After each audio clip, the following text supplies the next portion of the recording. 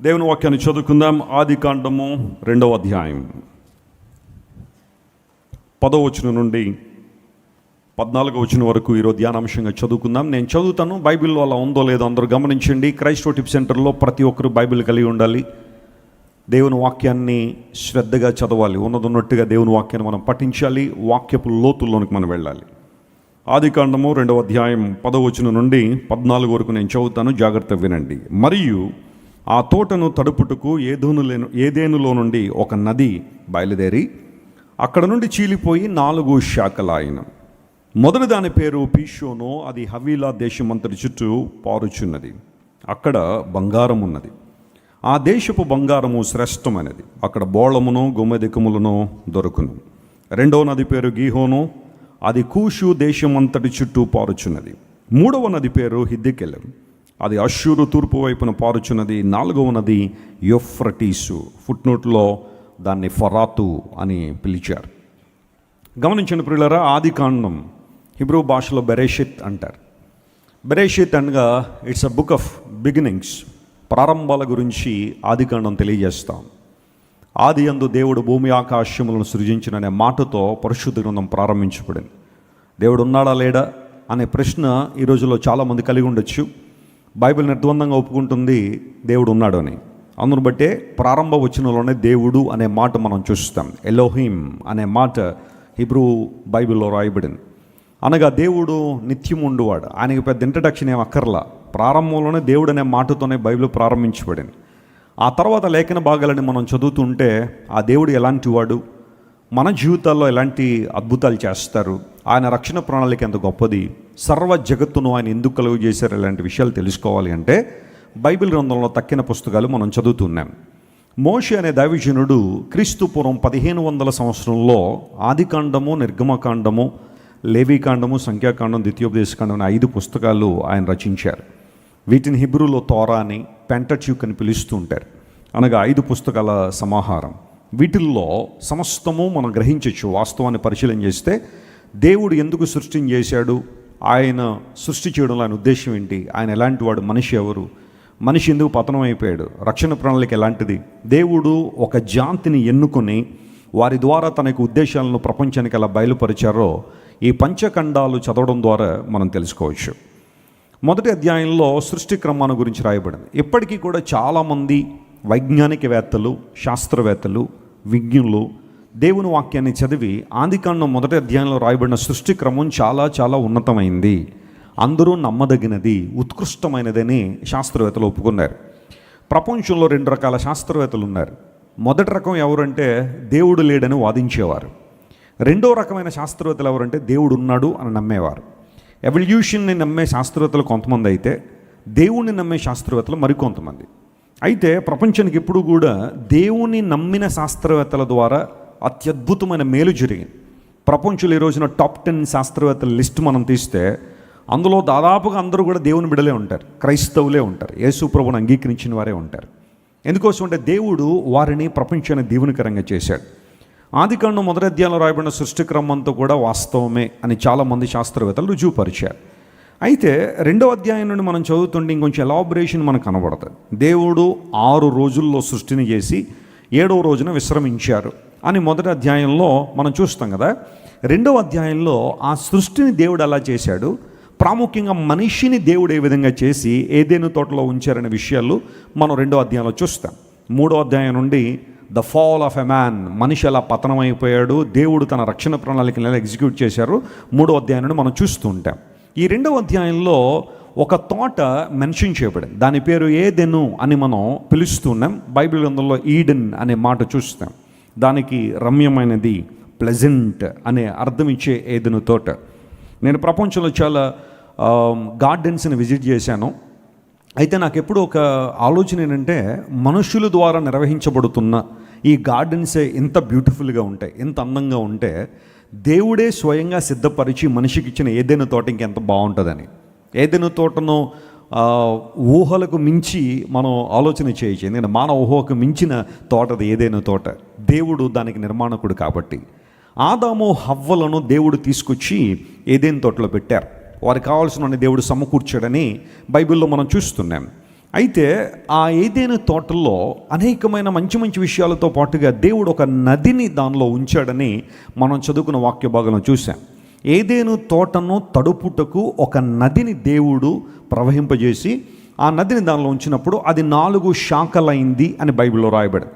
ఆ 4 పేర్లు కూడా బైబిల్లో ప్రస్తావించబడ్డాయి. మనం చదువుకున్న మొదటి దాని పేరు పీషోను, రెండో దాని పేరు గీహోను, మూడో దాని పేరు హిద్దికెలు, దాన్ని టైగ్రీస్ అని కూడా పిలుస్తారు. 4వ దాని పేరు యూఫ్రటీస్, దాని మరొక పేరు ఫరాతు అని పిలుస్తారు. ఈ 4 శాఖలు, 4 కాలువలు అనుకోండి, లేదా 4 నదులు ఏదైనా తోటలోంచి ప్రవహిస్తూ ఉన్నాయి.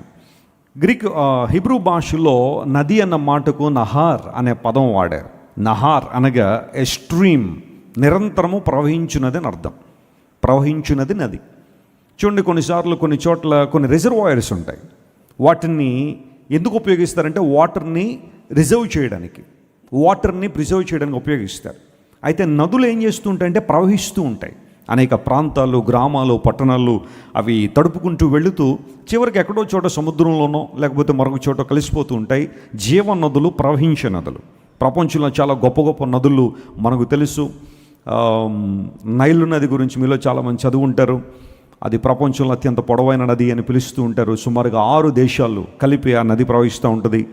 అమెజాన్ రివర్ గురించి మీలో చాలామంది వినుంటారు. సౌత్ అమెరికాలో అమెజాన్ రివర్ కూడా చాలా పెద్దది. అమెరికాలో మిసిసిపి రివర్ అని ఒకటి ఉంది, అది కూడా చాలా పెద్దది. ఇలా చెప్పుకుంటూ పోతా ఉంటే ఈజిప్ట్లో మనం ఆల్రెడీ మాట్లాడుకున్న నైలు నది. చైనాలో హోయాంగ్ హో అనే ఒక నది ఉంటుంది. దాన్ని చైనాకు దుఃఖదాయిని అని పిలుస్తారు. విపరీతంగా వరదలు వస్తుంటాయి, దానిలో చాలామంది చనిపోతుంటారు. అందును బట్టి చైనా దుఃఖదాయిని. చిన్నప్పుడు మనం 8th క్లాస్లోనే ఎప్పుడో జనరల్ నాలెడ్జ్ చదువుకున్న హోయాంగ్ హో అనే నది చైనాలో ఉంది అని. ఇండియాలో మనం చూస్తే గంగా, యమున, ఆ తర్వాత మూసీ నది అంటున్నారు కొంతమంది. ఓకే, ఏదో ఒక నది. ఆ తర్వాత మన దగ్గరలో గోదావరి, కృష్ణ, పెన్న, తుంగభద్ర ఇలాంటి నదులన్నీ మన భారతదేశంలో ప్రవహిస్తున్నాయి కదా. ఈరోజు నేను వాస్తవానికి ఏదైనా తోటలో నా నది 4 శాఖల గురించి మీతో మాట్లాడాలని నేను ఆశిస్తున్నాను. లేఖనాలను మనం జాగ్రత్తగా పరిశీలన చేస్తే ఎన్నో ఆధ్యాత్మిక అంశాలు బైబిల్లో దాగి ఉన్నాయి. ఓ దేవుని సేవకుడు ఏమంటాడంటే, మీకు చిన్న చిన్న రాళ్ళు కావాలి అంటే సముద్రపు ఒడ్డున నడుచుకుంటూ వెళ్ళండి. ఆ సీషోర్ గుండా మనం వెళ్తే చిన్న చిన్న రాళ్ళు, పెబిల్స్ ఇవన్నీ మనం దొరుకుతూ ఉంటాయి. అయితే ముత్యాలు కావాలంటే మాత్రం సీషోర్లో మనం వెతకూడదట. ఆ సముద్రపు ఒడ్డును మనం వెతకూడదు. ముత్యాలు కావాలనుకునేవాడు సముద్రపు లోతుల్లోనికి వెళ్ళాలి. సముద్రపు లోతుల్లో ఆయిస్టర్స్ ఉంటాయి. ఆ ఆయిస్టర్స్లో ముత్యాలు ప్రకృతి సిద్ధంగా తయారు చేయబడుతుంటాయి. చాలామంది పర్ల్ డైవర్స్ సముద్రం లోపలికి వెళ్ళి ఆ ఆల్చిప్పులన్నీ బయటికి తీసుకొచ్చి వాటిల్లోంచి ముత్యాలు బయటికి తీసి వాటిని పాలిష్ చేసి మార్కెట్లో అమ్ముతూ ఉంటారు. ఒక ముత్యం కావాలి అంటే సముద్రపు లోతుల్లోనికి ఎలాగైతే వెళ్తున్నామో, ఒక శ్రేష్టమైన అంశాన్ని దేవుని లేఖలోంచి మనం తెలుసుకోవాలంటే దేవుని వాక్యాన్ని కూడా మనం లోతుగా ధ్యానం చేయాలని దేవుని సేవకుని మీకు తెలియజేస్తున్నాను. ప్రపంచంలో చాలామంది పైన దేవుని వాక్యం చదివేవాళ్ళు ఉంటారు. ఆ రోజు డ్యూటీకి వెళ్ళిపోయే ముందు, లేదా ఆఫీస్కి వెళ్ళిపోయే ముందు, లేదా బయటికి వెళ్ళే ముందు కాసేపు దేవుని వాక్యాన్ని మొక్కుబడిగా చదివేసి వెళ్ళిపోదాం అని చెప్పి 1-2 అధ్యాయాలు అలా చదివేసి వెళ్ళిపోవాలి చాలామంది ఉంటారు. కానీ దేవుని వాక్యాన్ని మనం క్షుణ్ణంగా అధ్యయనం చేస్తే, ఒక మాటలో చెప్పాలంటే లోతుగా ధ్యానం చేయగలిగితే, ఒక్కొక్క మాటను పట్టుబట్టి చదవగలిగితే ఆధ్యాత్మిక సంపద ఎంతో బైబిల్లో దాగి ఉంది. ఈరోజు నేను ఈ 4 శాఖల గురించి, వాటి పేర్లు, వాటి అర్థాలు, వాటి సంగతి ఏంటో ఈరోజున పరిశీలించేద్దాం. ఖచ్చితంగా ఈ ప్రసంగం విన్న తర్వాత ఏదేను తోటలో ఉన్న 4 శాఖల పేర్లు మీకు గుర్తుండాలా, వాటి అనుభవాలు ఏంటో కూడా మీరు తెలుసుకోవాలి. దానికి ముందు ఒక చిన్న ఎక్స్ప్లెనేషన్ ఇస్తాను, చాలా జాగ్రత్తగా గమనించండి. ఈరోజు మనం ఏదేను తోటను చూడగలమా అని కొంతమంది అడుగుతూ ఉంటారు. చాలామంది నాతో ఇంటరాక్ట్ అవుతున్నప్పుడు వారు అడిగే ప్రశ్నల్లో ప్రశ్న ఏంటంటే, pastor Wesley, can we see or can we identify the garden of Eden today? ఏదేను తోట ఇప్పుడు మనం చూడగలమా? Otherwise where was the garden of Eden located అని చాలామంది అడుగుతూ ఉంటారు. కొంతమంది ఇచ్చే ఎక్స్ప్లెనేషన్ ఏంటంటే, యూఫ్రటీస్ అనే నది ఇప్పటికీ కూడా భూమి మీద ఉంది. అది ఇరాక్ అనే దేశంలో ఉంది, మెసొపొతేమియాలో. అందును బట్టి యూఫ్రటీస్ అక్కడ ఉంది కాబట్టి అక్కడే బహుశా ఏదైనా తోట ఉండుండొచ్చు అని కొంతమంది చరిత్రకారుల అభిప్రాయం. ఎందుకోసం అంటే నది ఉంది కాబట్టి అక్కడే ఉండుండొచ్చు అని.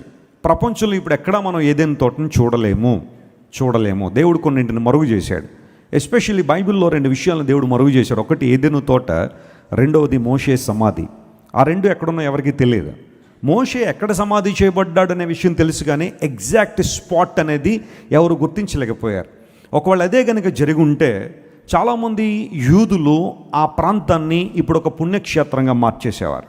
ఎందుకోసం అంటే వారు మోషేని చాలా అద్భుతంగా గౌరవిస్తారు. మోషే ద్వారా ధర్మశాస్త్రం ఇవ్వబడింది కాబట్టి మోషే సమాధి కనుక ఉండుంటే చాలా గొప్పగా అతన్ని ఒక మాటలో చెప్పాలంటే ఆరాధించేవారేమో కూడా. అందును బట్టి దేవుడు మోషే సమాధిని సైలెంట్గా ఆయన మాయం చేశారు. లేదంటే ఎక్కడుందో ఎవరికి చెప్పలేదు. ఆయనే సమాధి చేసి మోషేని మరుగు చేశారు. ఏదైనా తోట కూడా ప్రపంచంలో ఇప్పుడు మనం ఐడెంటిఫై చేయలేం, ఎక్కడ కూడా ఉందని చెప్పలేం. యూఫ్రటీస్ నది ఉంది కాబట్టి ఇరాక్లో ఉందని కొంతమంది చెప్పినప్పటికీ కూడా అది కూడా 100% కరెక్ట్ కాదు. ఎందుకోసం అంటే నోవహు జలప్రళయం జరిగిన తర్వాత కాంటినెంట్స్ అన్నీ కూడా షిఫ్ట్ అయిపోయినాయి. లేదంటే అవన్నీ కూడా ఆ ఖండాలన్నీ కూడా మారిపోయినాయి, స్థానచలనం జరిగిపోయింది. కొండలు అప్పుడు ముందున్నంత స్థానంలో లేవు. మొత్తం ఈ భూమి మీద ఉన్న అనేకమైన పరిస్థితులు మారిపోయాయి కాబట్టి మనం ఇక్కడే ఏదైనా తోట ఉందని చెప్పలేం. ఎందుకంటే నోవహు జలప్రళయానికి ముందు ఏదైనా తోట ఉంది కాబట్టి ఎగ్జాక్ట్ ప్లేస్ మనం ఐడెంటిఫై చేయలేం. కానీ కొంతమంది బైబిల్ పండితుల అభిప్రాయం నేను ఆల్రెడీ చెప్పాను. కొంతమంది ఇరాక్లో ఉందని, లేదు కొంతమంది అసలు ఈ భూలోక చరిత్ర అంతా కూడా దాదాపుగా ఇశ్రాయేల్ దేశం చుట్టే తిరిగింది కాబట్టి అక్కడే దేవుడు వచ్చాడు, అక్కడే దేవుడు చనిపోయారు, అక్కడే దేవుడు మరణించి తిరిగి లేచారు, అక్కడే మరలా యేసుప్రభు రాబోతున్నారు. కాబట్టి ఆ ప్రాంతానికి ఒక ప్రత్యేకత ఉంది. కాబట్టి ఏదైనా తోట కూడా ఒకప్పుడు ఇప్పుడున్న ఇశ్రాయేల్ దేశంలోనే ఉండొచ్చు అని కొంతమంది బైబిల్ పండితులకు అభిప్రాయం. ఏదేమైనప్పటికీ కూడా బైబిల్ చరిత్రను మనం కాదనలేం. దేవుని వాక్యం ఒక విషయాన్ని చెప్పింది అంటే అది వాస్తవం అని మనం నమ్మాలి. ఎందుకంటే దేవుడు చెప్పిన మాట ఏది కూడా అబద్ధమో కాదు. ఆయన అబద్ధం ఆడనారని దేవుడని బైబిల్లో రాయబడింది. ఆయన అబద్ధం ఆడలేదు, ఆయన ప్రవక్తల ద్వారా కూడా అబద్ధాలు ఆడించలేదు. దేవుడు ఏదైనా ఒక విషయాన్ని మోషేకు బయలుపరిచారంటే వాస్తవంగా తెలియజేశారు. కాబట్టే బైబిల్ గ్రంథం ఈ రోజున ఉత్కృష్టమైన గ్రంథంగా, సర్వోత్తమైన గ్రంథంగా ప్రపంచవ్యాప్తంగా కీర్తించబడుతూ ఉంది. సరే, మనం వాస్తవాన్ని పరిశీలన చేస్తున్నాం కదా. ఆదికాండం 2వ అధ్యాయంలో ఒక నది ఉంది. అయితే అది ఎన్ని శాఖలుగా మారింది? అది 4 శాఖలుగా మారింది. ఆధ్యాత్మిక అర్థం ఏంటి? What is the spiritual meaning of this river? పరిశీలన చేద్దాం. యేసు ప్రభువారు ఒక సందర్భంలో ఈ లోకానికి వచ్చి అన్నారు, నేను ఇచ్చి నీళ్లు త్రాగువాడు ఎన్నడూ దప్పిగొనడు, జీవహారము నేనే, జీవజలము నేనే అని ప్రభువారు చెప్పారు. అంత మాత్రం కాకుండా నా యందు ఎవరైతే విశ్వాసం ఉంచుతారో వాని కడుపులో నుండి ఏం పారతాయట? జీవ జల నదులు పారతాయని యేసు ప్రభువారు ఆయన లోకంలో ఉన్నప్పుడు చెప్పారు. దేవుడు మనకు తెలియజేసే మాట ఏంటంటే, ఏదేను తోటను మన జీవితంగా ఊహించుకుంటే అందులో ఉన్న నది మన ప్రభువుని యేసుక్రీస్తు వారిగా మనం ఆలోచన చేస్తే, ఈ ఏదేను తోటలో నుండి నది ప్రవహించినట్లుగా మన జీవితాల్లో కూడా క్రీస్తు ప్రభువు చోటిచ్చినప్పుడు, ఆయనకు అవకాశం ఇచ్చినప్పుడు మన జీవితాల్లోంచి కూడా జీవ నదులు ప్రవహించాలనే దేవుడు ఆశిస్తూ ఉన్నాడు. యేసు ప్రభు జీవాధిపతి కనుక ఆయన దగ్గరికి వచ్చిన ప్రతి ఒక్కరి జీవితంలో కూడా జీవం ఉండాలనే ప్రభు ఆశించాడు. యేసు ప్రభుని ఈ రోజున ఎవరైనా తమ హృదయాల్లో చేర్చుకోవాలి అంటే కొంతమంది ఆలోచన చేస్తున్నారు, ఇంకా ఏమోనండి మా కులం వాళ్ళు ఒప్పుకోరేమో, మా మతం వాళ్ళు ఒప్పుకోరేమోనండి, మా ఉద్యోగానికి ఏమైనా ఇబ్బంది అవుతుందేమోనండి, లేదా బంధువులందరూ మమ్మల్ని వదిలిపెట్టేస్తారేమోనని కొంతమంది యేసు ప్రభువుని తమ రక్షకునిగా అంగీకరించడానికి ఇంకా ఆలోచన చేస్తూ ఉన్నారు. బైబిల్ సెలవిస్తూ ఉంది, క్రీస్తు ప్రభునందు ఎవరైతే విశ్వాసం ఉంచుతారో వారిలో పరిశుద్ధాత్మ దేవుడు ఒక జీవజల నదిని ఉద్భవింపజేసినప్పుడు ఆ నదులు వారిలో నుండి ప్రవహిస్తాయని బైబిల్లో రాయబడింది. అంటే ప్రపంచానికి దీవెనకరంగా మనం ఉండాలని, ఆశీర్వాదకరంగా ఉండాలని దేవుడు మనల్ని కోరుతున్నాడు. కానీ మనం నిరుపయోగంగా ఉండిపోవాలని లేదా ఉపయోగం లేని వారిగా బ్రతకాలని దేవుడు ఆశించట్లేదు.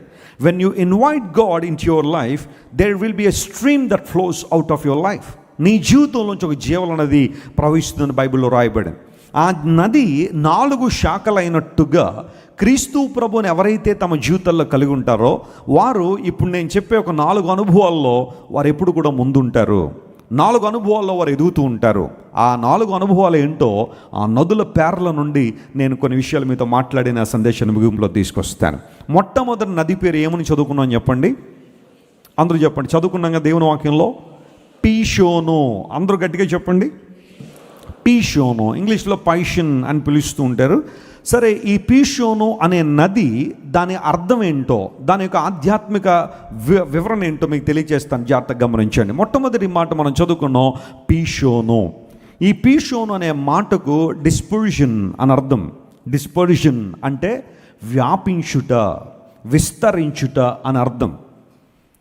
పీషోను నది ప్రవహిస్తుందట. అది హవీలా దేశం అంతటి చుట్టూ ప్రవహిస్తుంది. అక్కడ బంగారం ఉంది, అక్కడ గోమేదిక ఉంది, అక్కడ బోళం ఉంది అని ఆ క్రింద వచ్చిన వాళ్ళు మనం చదువుతున్నాం. That was a blessed river. అది ఖచ్చితంగా కొంచెం ఆశీర్వాదకరమైన నదిగానే మనం భావిస్తున్నాం. ఎందుకోసం అంటే అది ప్రవహించే చోట బోళము దొరుకుతుందట, గొమ్మెదికములు దొరుకుతున్నాయి. ఆ తర్వాత శ్రేష్టమైన అంశాలు ఎన్నో అక్కడ లభ్యమవుతున్నాయని లేఖనాల్లో మనం చదువుతున్నాం. పీషోన్ అనే మాటకు వ్యాపించుట అని అర్థం. అందరూ చెప్పండి, పీషోన్ అనే మాటకు అర్థం ఏంటి? వ్యాపించుట. అంటే ఇప్పుడు దీన్ని ఆధ్యాత్మిక అర్థాన్ని ఇలా గ్రహిద్దాం. క్రీస్తు ప్రభువుకి ఎవరైతే తమ జీవితాల్లో చోటిస్తున్నారో, యేసయ్యకి ఎవరైతే తమ జీవితాల్లో ఆహ్వానం ఇస్తున్నారో వారు వ్యాపించువారుగా ఉంటారు. స్తోత్రం చెప్దాం ఒకసారి, హల్లెలూయ. మనం వ్యాపించువారంగా ఉండాలని దేవుడు ఆశిస్తున్నాడు. ఆ వ్యాపించుట అనే మాటకు ఇంగ్లీష్ అర్థాలు కొన్ని ఉన్నాయి. స్ప్రెడ్ అవుట్ అంటే స్ప్రెడ్ అవ్వడం, ఎన్లార్జ్మెంట్ విస్తరించడం, అభివృద్ధి పొందడం, ఇలాంటి మాటలన్నీ మనం చూస్తున్నాం కదా. సో యేసు ప్రభుకి ఏ జీవితంలో అయితే చోటు ఉంటుందో వారు పీషోను ఏ విధంగా అయితే వ్యాపించుట అనే మాటను తెలియజేస్తుందో వారు కూడా వ్యాపించువారుగా ఉంటారు. మనం కుచించిపోయే వారంగా ఉండాలని కానీ, లేదా అణిచివేయబడిన వారంగా ఉండాలని, లేదా నష్టపోయే వారంగా ఉండాలని దేవుడు ఎప్పుడు యోచించలేదు. ఆయన ఉద్దేశం మొదటి నుండి ఒకటే, మనందరూ కూడా విస్తరించాలి, వ్యాపించాలని దేవుడు ఆశిస్తున్నాడు. ఆదికాండం 1వ అధ్యాయంలో దేవుడు తన రూపంలో తన పోలికలో మనిషిని చేసిన తర్వాత వారికి ఇచ్చిన ఆశీర్వాదం కూడా అదే. God bless them in such a way you should be multiply. మీరు విస్తరించండి, మీరు ఫలించండి, మీరు భూమిని నిండించండి, దాన్ని లోపరుచుకోండి అనే మాటలే చెప్పాడు. కానీ ఎక్కడైనా సరే మీరు కుచించుకుపోండి, నష్టపోండి, ఇబ్బందుల్లోకి వెళ్ళిపోండి, లేదా శ్రమల్లో కూరుకుపోండి అని దేవుడు ఎక్కడైనా చెప్పాడా? ఎక్కడ చెప్పలేదు. మానవుని దేవుని కలుగు చేయడంలో అనే ఉద్దేశం ఏంటంటే మనం వ్యాప్తి చెందాలని దేవుడు ఆశిస్తున్నాడు. ఒకవేళ పాపం వల్ల మన జీవితాలు ఛిద్రమైపోయి, అపరాధముల ద్వారా మన జీవితం నలిగిపోయి, ఎక్కడ వేసిన గొంగళ్ళు అక్కడలాగే మన జీవితం ఉండిపోతే, ప్రభువుకు మన జీవితాలు అప్పగించినప్పుడు, దేవుని దగ్గరికి మనం వచ్చినప్పుడు ఆయన మనల్ని ఏం చేస్తాడు చెప్పండి? వ్యాప్తి చేసే దేవుడు, స్ప్రెడ్ అవుట్ చేసే దేవుడు, ఆయన మనల్ని వ్యాపింపజేసే దేవుడు అని లేఖనాలు చాలా స్పష్టంగా సెలవిస్తూ ఉన్నాయి. యాకోబు తన బిడ్డలందరినీ కూడా వరుసగా నిలవబెట్టి ఆశీర్వదిస్తున్నాడు, లేదా భవిష్యత్తులో జరగబోయే విషయాలు తెలియజేస్తున్నాడు. He foretold many things for his sons. యాకోబుకి ఎంతమంది పిల్లలు? 12 మంది. ఒక కుమార్తెతో కలిపి 13 మంది. సరే, కుమార్తెని కాసేపు ప్రక్కన పెడితే ఈ 12 మంది కుమారుల్ని కూడా లైన్లో నిలబెట్టి ఒక్కొక్కరిని గురించి మాట్లాడుతున్నాడు. రూబేను గురించి మాట్లాడాడు, షిమ్యోను గురించి మాట్లాడాడు, లేవి గురించి మాట్లాడాడు, యోదా గురించి మాట్లాడాడు. అలా చాలామంది గురించి మాట్లాడుకుంటూ వచ్చిన తర్వాత యోసేపు గురించి మాట్లాడాల్సి వచ్చినప్పుడు యాకోబు ఒక అద్భుతమైన మాట చెబుతాడు. ఏమిటో తెలుసా? యోసేపు ఫలించడు కొమ్మ, అతని రెమ్మలు గోడ మీదకి ఎక్కి ఏం చేస్తాయన్నాడు? వ్యాపిస్తాయి అనే మాట అక్కడ వాడాడు. ఎంత అద్భుతమైన మాట. తండ్రిగా తన కుమారుణ్ణి ఆశీర్వదించాడు. Dear fathers and mothers, listen to me carefully. తల్లిదండ్రులు ఇక్కడ ఎవరైనా ఉంటే మీ పిల్లల్ని మీరు దీవించువారుగా ఉండాలి, శపించువారుగా ఉండడానికి లేదు.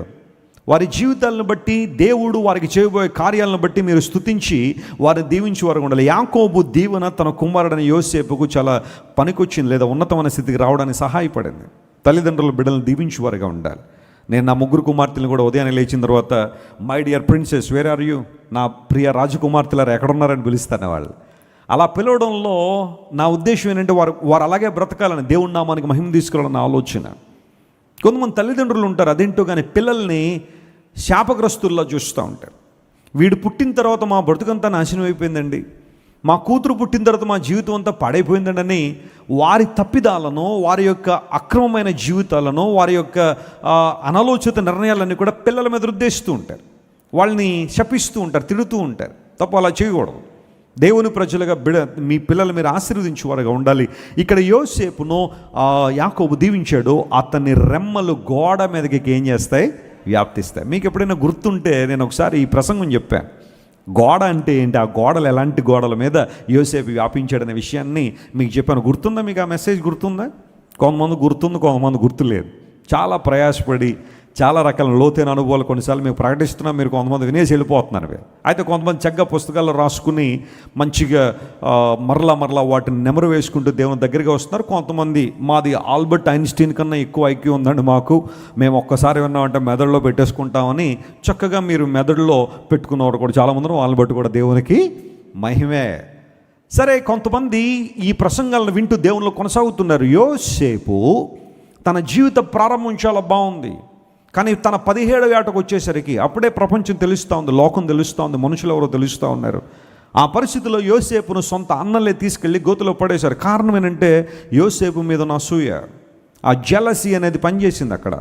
తండ్రి యోసేపును స్పెషల్గా చూస్తున్నాడు, ఒక మంచి అంగీ కుట్టించి ఇచ్చాడు, చాలా చక్కగా యోసేపును చూస్తున్నాడు. వీళ్ళందరూ మంద దగ్గర ఉన్నారు కానీ యోసేపు ఇంటి దగ్గర ఉన్నాడు. కారణం అంటే తండ్రి అని ఉంటారు, రై మీరు మందను గాయండి కానీ యోసేపుని ఇక్కడే ఉంచండి, నాకు దగ్గరలో ఉండాలి, కనుచూపు మేరలో ఉండాలనే ఆశ తండ్రికి ఉంది. అలాంటి సందర్భంలో అన్నలు వెయిట్ చేస్తున్నారు, వీడికి ఎప్పుడు ఇబ్బంది కలుగు చేయాలని, వీరిని ఎప్పుడు వదిలించాలనే ఆలోచనలో ఒక సమయం కోసం వేచి ఉన్నారు. ఆ సమయం రానే వచ్చింది. యోసేపు రాగానే సొంత అన్నలు తీసుకెళ్ళి గోతులో పడేశారు. ఆ తర్వాత అక్కడ నుండి తీసుకెళ్ళి ఒక పరాయి దేశస్తులకు అమ్మేశారు. వారు మెల్లగా యోసేపును తీసుకొచ్చి, యోసేపును ఐగుప్తులో భాష తెలియదు, సంస్కృతి తెలియదు, పరిస్థితులన్నీ విచిత్రంగా ఉన్నాయి, ఆ పరిస్థితులు అమ్మేస్తే 1 కాదు 2 కాదు సుమారుగా 13 సంవత్సరాలు ఒక శ్రమను యోసేపు అనుభవించాడు. నలుదిక్కులా నలిగిపోయాడు. ఒక అప్రెస్డ్ పర్సన్గా తన జీవితంలో జీవించాల్సిన పరిస్థితి అప్పటిదాకా బాగానే ఉందని, కానీ ఆ తర్వాత ఏదో ఒక రకమైన సమస్య. అక్కడి నుంచి బయటపడ్డాను బాగుందనేసరికి మరలా ఇంకొక రకమైన సమస్య. ఇలా 13 సంవత్సరాలు తన జీవితంలో పోరాడి ప్రతి పరిస్థితిని హ్యాండిల్ చేయగలిగే స్థితికి వచ్చినప్పుడు ఒక రోజున దేవుడు యోసేపును హెచ్చించి తీసుకెళ్ళి ఐగుప్తు సింహాసనం మీద కూర్చోబెట్టాడు. యోసేపు యొక్క అధికారం, అతని యొక్క పవర్ అనేక మంది దీవెనకరంగా మారింది. కొంతమంది పవర్ని మిస్యూజ్ చేసేవాళ్ళు ఉంటారు. అధికారాలను ఏం చేస్తారు చెప్పండి? మిస్యూజ్ చేస్తారు. వారి చేతిలో డబ్బు ఉంటే, వారి చేతిలో అధికారం ఉంటే, వారి చేతిలో శాసనాలు రాయగలిగే అధికారం ఉంటే, శాసనాలు మార్చగలిగే అధికారం ఉంటే వాళ్ళు ఏదైనా చేయడానికి ఇష్టపడతారు. ఎవరు వారిని ప్రశ్నించడానికి లేదు. ప్రశ్నించే వాళ్ళని తీసుకుని వెళ్ళి ఇబ్బందులకు గురి చేసేవాళ్ళు చాలామంది ఉంటారు. అయితే యోసేపు తనకున్న పవర్ని సరిగా ఉపయోగించాడు, తనకున్న జ్ఞానాన్ని సరిగా ఉపయోగించాడు. భయంకరమైన కరువు ప్రపంచాన్ని కబళించినప్పుడు యోసేపు యొక్క అతని యొక్క ఆలోచనలు, అతని పథకాలు అనేక మంది దీవెనకరంగా ఉన్నాయి. ఎప్పటికీ కూడా ప్రపంచంలో యోసేపును ఒక మంచి లీడర్గా గుర్తించిన కారణం, ఒక అడ్మినిస్ట్రేటర్గా, ఒక స్ట్రాటజిస్ట్గా గుర్తించిన కారణం ఏంటంటే యోసేపు అనేక మంది దీవెనకరంగా ఉన్నాడు. I'm sure the influence of Joseph was spreading. దేవుడు తనకున్న ఇన్ఫ్లుయెన్స్ని వ్యాప్తి చేశాడు, తన ద్వారా అనేక మంది దీవెనకరంగా మార్చాడు. దేవుని బిడ్డ నమ్ము ఒక మాట, ప్రభువును గట్టిగా పట్టుకున్నప్పుడు, క్రీస్తు ప్రభును వెంబడిస్తున్నప్పుడు, ఈరోజు కాకపోతే రేపైనా దేవుడిని ఆశ్రయించి ఒక ఉన్నతమైన స్థానంలో పెట్టినప్పుడు, ఆ స్థానంలో దేవుడిని నుంచింది లేదా ఉంచబోయేది నీ సొంత ఆశలు నెరవేర్చుకుంటావని కాదు, నీ సొంత ఉద్దేశాలు నెరవేర్చుకోవడానికి ప్రాకులాడతావని కాదు. One of my teachings that I speak always, God sends every blessing with a responsibility. దేవుడు మనకిచ్చే ప్రతి ఆశీర్వాదం వెనకాల ఒక బాధ్యతను ముడిపెడతాడు ఆయన. మనం ఆశీర్వాదాలు అనుభవిస్తాం కానీ బాధ్యతలు విస్మరిస్తూ ఉంటాం, బాధ్యతలు మర్చిపోతూ ఉంటాం. దేవుడు ఒక ఉన్నతమైన స్థితికి నేను తీసుకొచ్చినప్పుడు, ఒక భయంకర పరిస్థితి నుండి లేవనెత్తినప్పుడు, ఒక అనారోగ్య పరిస్థితులు లేవనెత్తినప్పుడు, ఒక అప్పు బాధల నుంచి దేవుడిని లేవనెత్తినప్పుడు, ఒక బంధుకోల నుంచి దేవుడిని విడిపించినప్పుడు, ఒక భయంకరమైన ఎడిక్షన్ నుంచి దేవుడిని బయటికి తీసుకొచ్చినప్పుడు, నువ్వు దీవెనకరంగా ఉండాలని దేవుడు ఆశిస్తున్నాడు, ఆశీర్వాదకరంగా ఉండాలని. పీషోను వ్యాపించిందట. వ్యాప్తి చెందుట అనే అంశం క్రీస్తు ప్రభులోకి వచ్చిన మనందరూ కూడా వ్యాప్తి చెందాలని దేవుడు ఆశిస్తున్నాడు, దేవుడు కోరుతున్నాడు. I would like to talk about the church today. సంఘం గురించి ఒక మాట చెబుతాను. పెంతెకోస్తు పండుగ రోజున పరిశుద్ధాత్మ దేవుడు సంఘం మీదకి వచ్చిన తర్వాత, లేదా సంఘముతో ఆయన మమేకమైన తర్వాత, సంఘము అభివృద్ధి పొందిందా లేదా? చెప్పండి గట్టిగా, అభివృద్ధి పొందిందా లేదా? ప్రబలమై దేవుని వాక్యం వ్యాప్తి చెందుతున్నప్పుడు సంఘము కూడా ఏమైంది చెప్పండి? అభివృద్ధి పొందింది. పోనీ ఆ కాలంలో పరిస్థితులు ఏమన్నా బాగున్నాయా అంటే బాలా. ఒక ప్రక్కన రోమన్ సామ్రాజ్యపు అధినేతలు క్రైస్తవ్యాన్ని మట్టుపెట్టాలనే ప్రయత్నం చేస్తూనే ఉన్నారు. కైసరుని దేవుడిగా ఆరాధించండి, మీ దేవునితో పాటు కైసరుని కూడా కలపండి అని ఒత్తిడి తీసుకొస్తే చాలామంది దేవుని ప్రజలు ఒప్పుకోలేదు. కైసర్ని మేము రాజుగా గుర్తిస్తాం కానీ దేవుడిగా గుర్తించాం. We acknowledge Caesar as our king but not as our God. మేము కైసరు పాలనలో ఉన్నాం కాబట్టి మా విశ్వాసానికి అడ్డు రానంత కాలం, మేము ఏదైతే నమ్ముతున్నామో, ఏ లేఖనాలు అయితే విశ్వసిస్తున్నామో వాటికి అడ్డు రానంత కాలం ఏ ఆజ్ఞనైనా పాటిస్తాం, కైసరు ఇచ్చింది. కానీ మా విశ్వాసానికి అడ్డు తగిలే ఏ ఆజ్ఞ కూడా మేము పాటించం అని దేవుని ప్రజలు ఎదురు తిరిగారు. అందును బట్టే సంఘానికి హింస కలిగింది. అనేక మంది దేవుని ప్రజలు ఇబ్బందులు పాలయ్యారు. కానీ సంఘం హింసల్లో ఉన్న, కష్టాల్లో ఉన్న, ఇబ్బందుల్లో ఉన్న సంఘం మాత్రం అభివృద్ధి చెందుతూనే ఉంది. స్తోత్రం చెప్పండి, హల్లెలూయా. ఈ ప్రవాహాన్ని ఏ ఒక్కరు ఏం చేయలేకపోయారో, ఆపలేకపోయారు. మొదటి శతాబ్ద కాలంలో ఆ పని జరగలేదు, రెండవ శతాబ్దంలో ఆ పని జరగలేదు, మూడవ శతాబ్దంలో ఆ పని జరగలేదు. 4వ శతాబ్ద ప్రారంభంలో కాన్స్టంటైన్ వచ్చిన తర్వాత క్రైస్తవ్యం చట్టబద్ధం చేశారు, లీగలైజ్ చేశారు. Anybody can worship Jesus freely, there will be no persecution. క్రీస్తు ప్రభువును ఆరాధించినందుకు ఇక శ్రమ అక్కర్లేదని కాన్స్టంటైన్ డోర్స్ తెరిచిన తర్వాత మొదటి 3 శతాబ్దాలు ఒకలాంటి శ్రమ. ఏంటా శ్రమ అంటే బయట నుండి శ్రమ, ఇబ్బందులు, ప్రతికూలతలు, హింసలు, పోరాటాలు, శ్రమలు, దేవుని ఎరిగిన వారు ఇచ్చిన శ్రమలవన్నీ కూడా మొదటి 3 శతాబ్దాల్లో సంఘాన్ని ఇబ్బంది పెట్టాలని ప్రయత్నం చేశారు, కానీ వారి వల్ల కాలేదు. కానీ ఎప్పుడైతే కాన్స్టంటైన్ సంఘాన్ని లీగలైజ్ చేశాడో, క్రైస్తవ్యాన్ని చట్టబద్ధం చేశాడో, ఇప్పుడు ఇంటర్నల్ పాలిటిక్స్ బయలుదేరే సంఘంలో ఆధిపత్య పోరు కొనసాగింది. మేం గొప్ప అంటే మేం గొప్ప, మాకెక్కువ తలాంతులు అంటే మాకెక్కువ తలాంతులు, మాకెక్కువ తెలుసు బైబిల్ అంటే మాకెక్కువ తెలుసు అనే ఆ ఆధిపత్య పోరు సంఘంలోకి వచ్చేసింది. That is more worse than the previous one. అంతకుముందున్న శ్రమ కన్నా ఈ శ్రమ చాలా ఎక్కువైంది. సంఘాల్లో రాజకీయాలు, పోరాటాలు, ఆధిపత్య పోర్లు, నాకంటే వాళ్ళు తక్కువ, నాకంటే వారి భక్తిలో తక్కువ, నాకంటే వాళ్ళ విశ్వాసంలో తక్కువ అని ఒకరినొకరు చిన్న చూపులు చూసుకోవడంలో అంతర్యుద్ధం సంఘంలో బయలుదేరింది. ఆచారాలు వచ్చేసినాయి లోపలికి. దేవుని వాక్యాన్ని ప్రక్కన పెట్టేసి మనుషులు కల్పించిన పద్ధతులే అవే గొప్పగా మనుషులు భావించి దేవుళ్ళో ఉన్నామనుకుంటూనే చాలామంది దేవుని దూరం అయిపోయారు. పలానా సమయంలో సంఘం మరలా బలహీనపడుతున్న సమయంలో దైవజనులైన కొంతమంది వ్యక్తులను దేవుడు లేపుకొని వారి ద్వారా పరిశుద్ధ లేఖనాలను ప్రజలందరికీ అందాలి, దేవుని వాక్యం ప్రతి ఒక్కరూ చదవాలి, తమ భాషల్లో తమ యొక్క డైలెక్ట్స్లో దేవుని వాక్యం చదవాలని అనేక మంది దేవుని పిల్లలకు ప్రేరేపణ ఇస్తే చాలామంది దేవుని ప్రజలు ప్రాణాలకు తెగించి దేవుని సువార్తను ప్రకటించడం ప్రారంభించారు. అందులో చాలా గొప్పవాళ్ళు, కొంతమంది పేర్లు ఆయా సందర్భాల్లో మనం వింటున్నాం. విలియం టిండేల్ అనబడే వ్యక్తి అద్భుతంగా బైబిల్ని ప్రపంచాన్ని పరిచయం చేయాలని ఆశించాడు. అందుకుగాను తన ప్రాణం ఇవ్వాల్సి వచ్చినా కూడా వెనుకాడలేదు. జాన్ కాల్విన్, మార్టిన్ లూథర్, జ్వింగ్లీ ఇలాంటి దేవుని ప్రజలందరూ కూడా అనేక ప్రాంతాల్లో దేవుని సువార్తను విరివిగా ప్రకటిస్తూ ఆత్మ ద్వారా, సత్యము ద్వారా దేవుని ఆరాధించాలనే విషయాన్ని తీసుకొచ్చారు. అప్పటి నుంచి మరలా సంఘం వ్యాప్తి చెందడం ప్రారంభించింది. దేవుడు తన కార్యం జరిగిస్తున్నాడు. ఈ ప్రక్రియలో మొదటి 3 శతాబ్దాలు మాత్రమే కాదు, లేదా ఇప్పటివరకు జరిగిన 20 శతాబ్దాల్లో చాలామంది క్రైస్తవ్యాన్ని నిర్మూలన చేస్తామని, దేవుని వాక్యాన్ని మట్టుబెట్టేస్తామని, బైబిల్ గ్రంథం కనుమరుగు చేసేస్తామని, దేవుని బిడ్డలకు ప్రపంచంలో ఉండరు అని చాలామంది సవాలు చేశారు. కానీ ప్రపంచంలో ప్రతి ఒక్క సవాలును ఎదుర్కొని, ప్రతి శ్రమను ఎదుర్కొని, ప్రతి హింసను ఎదుర్కొని నిలదొక్కున్న మార్గం అంటే ఏదైనా ఉంది అంటే అది కేవలం నా యేసయ్య మార్గమే. కారణం ఏంటో తెలుసా? He is the author and perfecter sustainer of our faith. మన విశ్వాసానికి కర్త, దాన్ని కొనసాగించేవాడు ఎవరో? యేసు ప్రభువు మాత్రమే. సువార్త వ్యాప్తి జరిగింది, దేవుని వాక్యం ప్రబలమై వ్యాపించింది, అద్భుతాలు ఎన్నో దేవుడు జరిగించడానికి ప్రభు సహాయం చేశారు. ప్రతికూలతల్లో దేవుడు వ్యాప్తి చెందించే దేవుడు ఆయన. ఈరోజు ఒకవేళ నీ జీవితంలో కూడా వెస్లీ గారు చాలా కాలం మంది ప్రభుని అంగీకరించి ఎందుకో నా జీవితంలో ఎక్స్పాన్షన్ అనేది ఉండలేదు, ఆ వ్యాప్తి అనేది లేదని ఒకవేళ బాధపడుతున్నావా? ఈరోజు దేవునితో మాట్లాడుతున్నాడు, నువ్వు వ్యాప్తి చెందుతావు. Hallelujah. This is the word of God. దేవుడు అబ్రహాంతో మాట్లాడు, అబ్రహామా, stand there and see every place, whatever you see you will conquer them. నువ్వు ఏ ప్రాంతాన్ని అయితే చూస్తావో కన్నులెత్తి ఆ ప్రాంతాన్ని నీకు ఇస్తాను. నువ్వు పడమటికే చూడు, తూర్పుగా చూడు, ఉత్తరానికే చూడు, దక్షిణానికే చూడు. Whatever you see by faith you will possess it. నువ్వు దాన్ని పొందుకుంటావు, చూడు అన్నాడు. అబ్రహాం వెళ్ళి నలుదిక్కలా చూశాడు, ఆ ప్రాంతాన్నంతా దేవుడు అబ్రహాంకి ఇచ్చాడు. Whatever you see by faith today, God will give it you to your possession. Somebody say hallelujah. నువ్వు ఏదైతే విశ్వాస నేత్రాలతో చూస్తున్నావో దేవుడు ఆ ప్రాంతాన్ని నీకు దయచేయబోతున్నాడు. మా ప్రక్కింటోళ్ళు డాబా చూస్తున్నారండి అంటున్నావా? అలాంటిగా చూడమన్నారని, అది మా కైవిసం అవ్వాలని చూస్తున్నామండి. ఏదైనా పరిస్థితి వచ్చి వాళ్ళు అమ్ముకుని వెళ్ళిపోతే కొనుక్కోవడంలో తప్పేవి లేదు. కానీ కొంతమంది ఆక్రమణలు, చెప్పండి ఏంటవి? దురాక్రమణలు.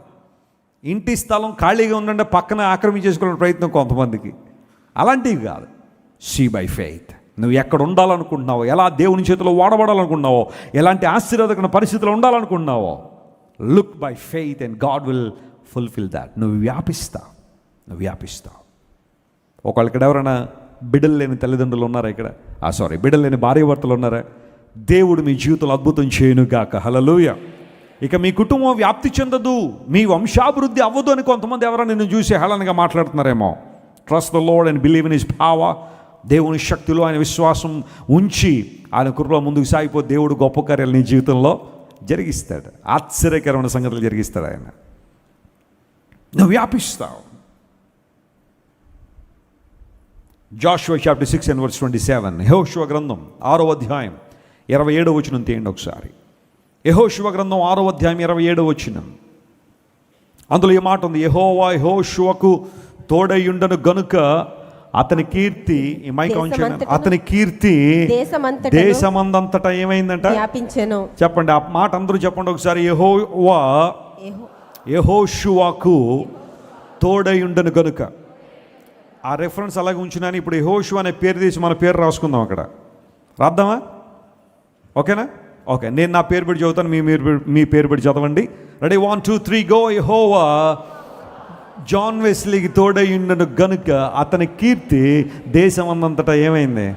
వ్యాపించను. మన పేరు పెట్టుకుందాం అక్కడ, అందులో తప్పేమీ లేదు.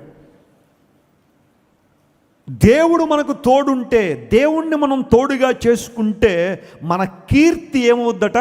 వ్యాపిస్తుంది. కీర్తి అంటే అర్థం ఏంటి? మంచి పేరు, మంచి సాక్ష్యం. గొప్ప ఐశ్వర్యం కంటే ఏం మేలు అన్నాడు బైబిల్లో? మంచి పేరు మేలు అన్నాడు. మంచి పేరు అంటే మంచి పేరు పెట్టేసుకోవడం మాత్రమే కాదు.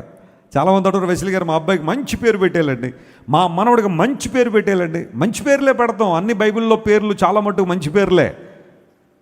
కొన్ని పేర్లు చాలా మంచివే కానీ అవి ఏం చేయం చెప్పండి, పెట్టుకోం. ఎందుకంటే వారి క్యారెక్టర్ అక్కడ బాగాలేదు. లూసిఫర్ అనే పేరు తెలుసా మీకు? అద్భుతమైన పేరు అది. మీరు ఎప్పుడైనా చూసారు ఎవరికైనా లూసిఫర్ అని పేరు పెట్టాం? ఎందుకు పెట్టాం ఆ పేరు అంటే ఆ పరిస్థితి అక్కడ బాగాలేదు కాబట్టి కదా. అబ్షలోం పేరు చాలా మంచిదే. అబ్బా షాలోం, సమాధానానికి తండ్రి అని అర్థం. చాలా రేర్, ఎక్కడో కానీ నేను చూడలేదు. అభిషాలోం అనే పేరు పెట్టుకోవడం చాలా తక్కువ నేను చూశాను.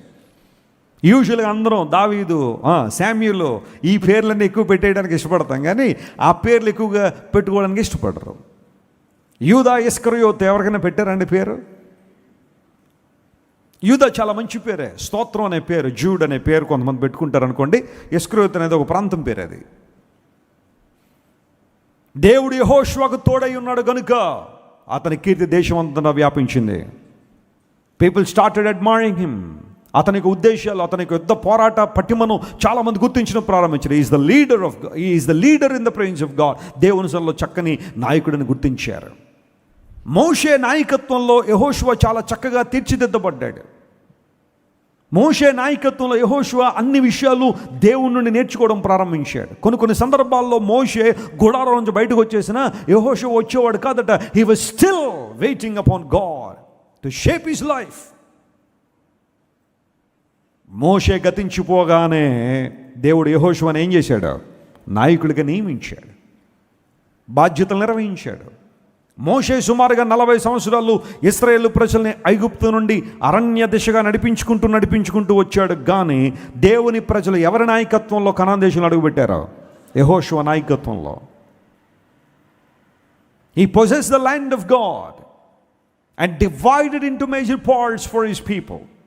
తన ప్రజలందరి కోసం ఆ ప్రాంతాన్నంతా భాగాలు చేసి ఎవరెక్కడ ఉండాలని నిర్ణయించి వాళ్ళందరినీ పంపించి ప్రతి ఒక్కరూ సెటిల్ అయ్యేంత వరకు కూడా యెహోషువ తన బాధ్యతలు నిర్వహించాడు.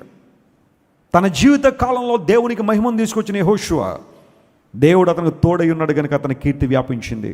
దేవుని ప్రజలారా, దేవుడు మన కీర్తిని వ్యాప్తి చేయాలని దేవుడు ఆశిస్తున్నాడు. మన మంచి సాక్ష్యాన్ని వ్యాప్తి చేయాలని దేవుడు ఆశిస్తున్నాడు. ఆయన కార్యాలు స్పష్టంగా జరగాలని దేవుడు కోరుతున్నాడు. పీషోన్ అనే మాటకు అర్థం ఏంటి చెప్పండి? వ్యాపించుట. ఒక నది కలదు, అది 4 శాఖలైంది. అంటే యేసు ప్రభుని ఎవరైతే తమ హృదయాల్లో కలిగి ఉంటారో, తమ జీవితాల్లో కలిగి ఉంటారో, మొదటి అనుభవం ఏంటో తెలుసా? వారు వ్యాపించువారుగా ఉంటారు. Praise the lord. రెండవ నది ఏమని చదువుకున్నాం చెప్పండి? రెండవ నది పేరు గీహోను. అందరూ చెప్పండి, గీహోను అనే నది మీరు చూస్తున్నారు. ఈ గీహోను అనే ఆ మాటకు లేదా గైహన్ అనే ఆ మాటకు అర్థం ఏంటంటే గషింగ్ అని అర్థం. గషింగ్ అంటే పొర్లి పారుట. అందరూ చెప్పండి, పొర్లి ప్రవహించుట. కొన్నిసార్లు నదులు పొర్లి ఏం చేస్తుంటాయి చెప్పండి? ప్రవహిస్తూ ఉంటాయి. కాలువలు పొర్లి ప్రవహిస్తూ ఉంటాయి. కొన్ని సందర్భాల్లో సముద్రాలు పొంగి ప్రవహిస్తూ ఉంటాయి. పొంగడం అనేది, పొరలడం అనేది అబండెన్స్ని సాదృశ్యంగా మనం చూస్తూ ఉంటాం.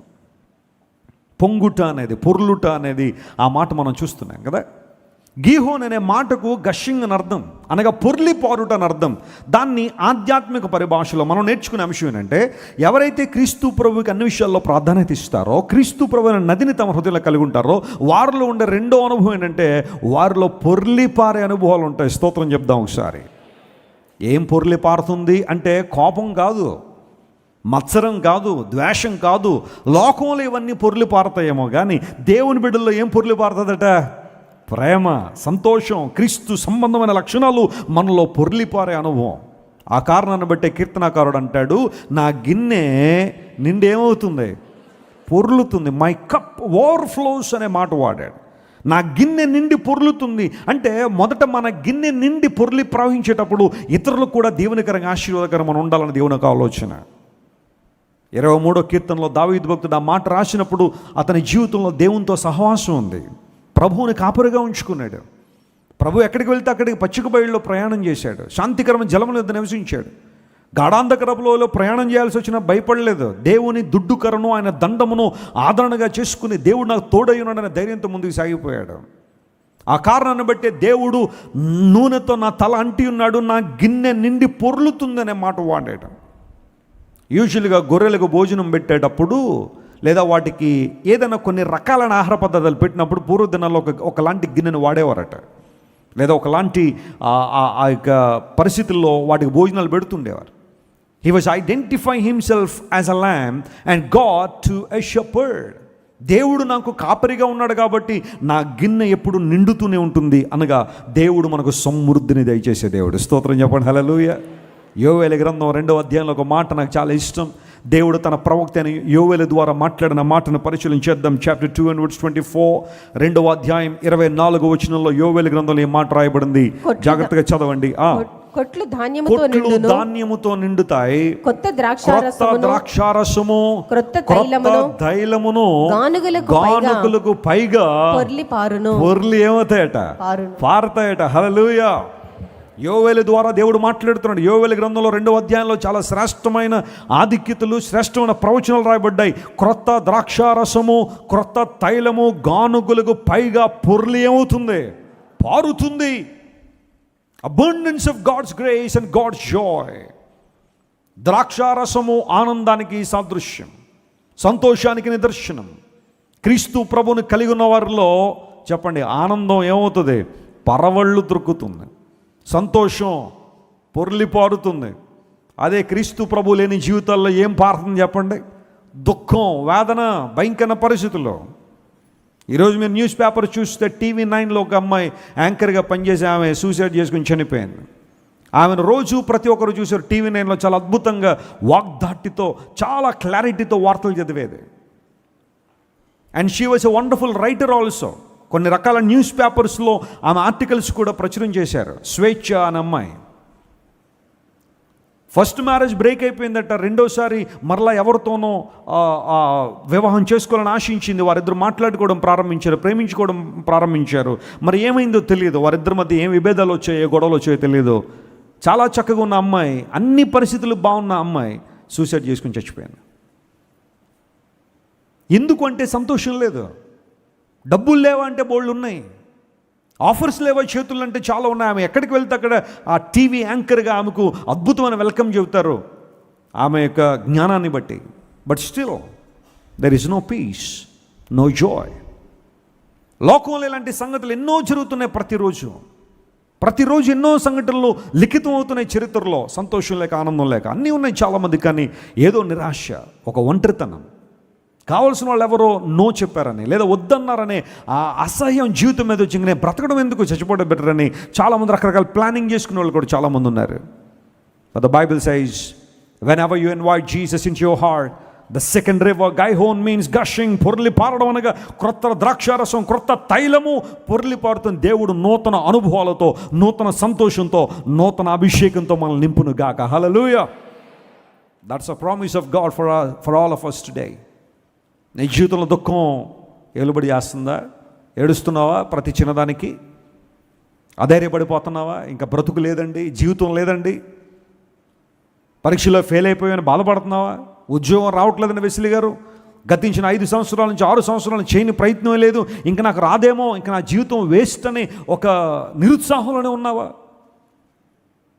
డిఎస్సి రావాలి నోటిఫికేషన్ ఎంతో వెయిట్ చేసామని వచ్చింది, కానీ అందరూ బారాసారు, నేను బారాలేదని ఇంకా నా జీవితం వద్దనుకున్నావా? అటెంప్ట్ చేసావు, దట్స్ ఓకే. రిజల్ట్ ఏమైనా కానీ నువ్వు చింతపడాల్సిన అవసరం లేదు. Try another time, try again. మరలా ప్రయత్నం చేయి. దేవునికి తోడై ఉన్నాడు, ఆయనలో నువ్వు సురక్షితంగా ఉన్నావు గుర్తించు, ప్రభు నీ జీవితంలో మేలు చేస్తాడు. థామస్ ఆల్వా ఎడిసన్ బల్బు కనిపెట్టడానికి 10,000 సార్లు ప్రయత్నం చేశాడు. 10,000 టైమ్స్, 10,000 అటెంప్ట్స్. 9,999 ఫెయిల్ అయిపోయిన తర్వాత 10,000 టైమ్ సక్సెస్ సాధించాడు, ప్రపంచానికి బల్బునిచ్చాడు.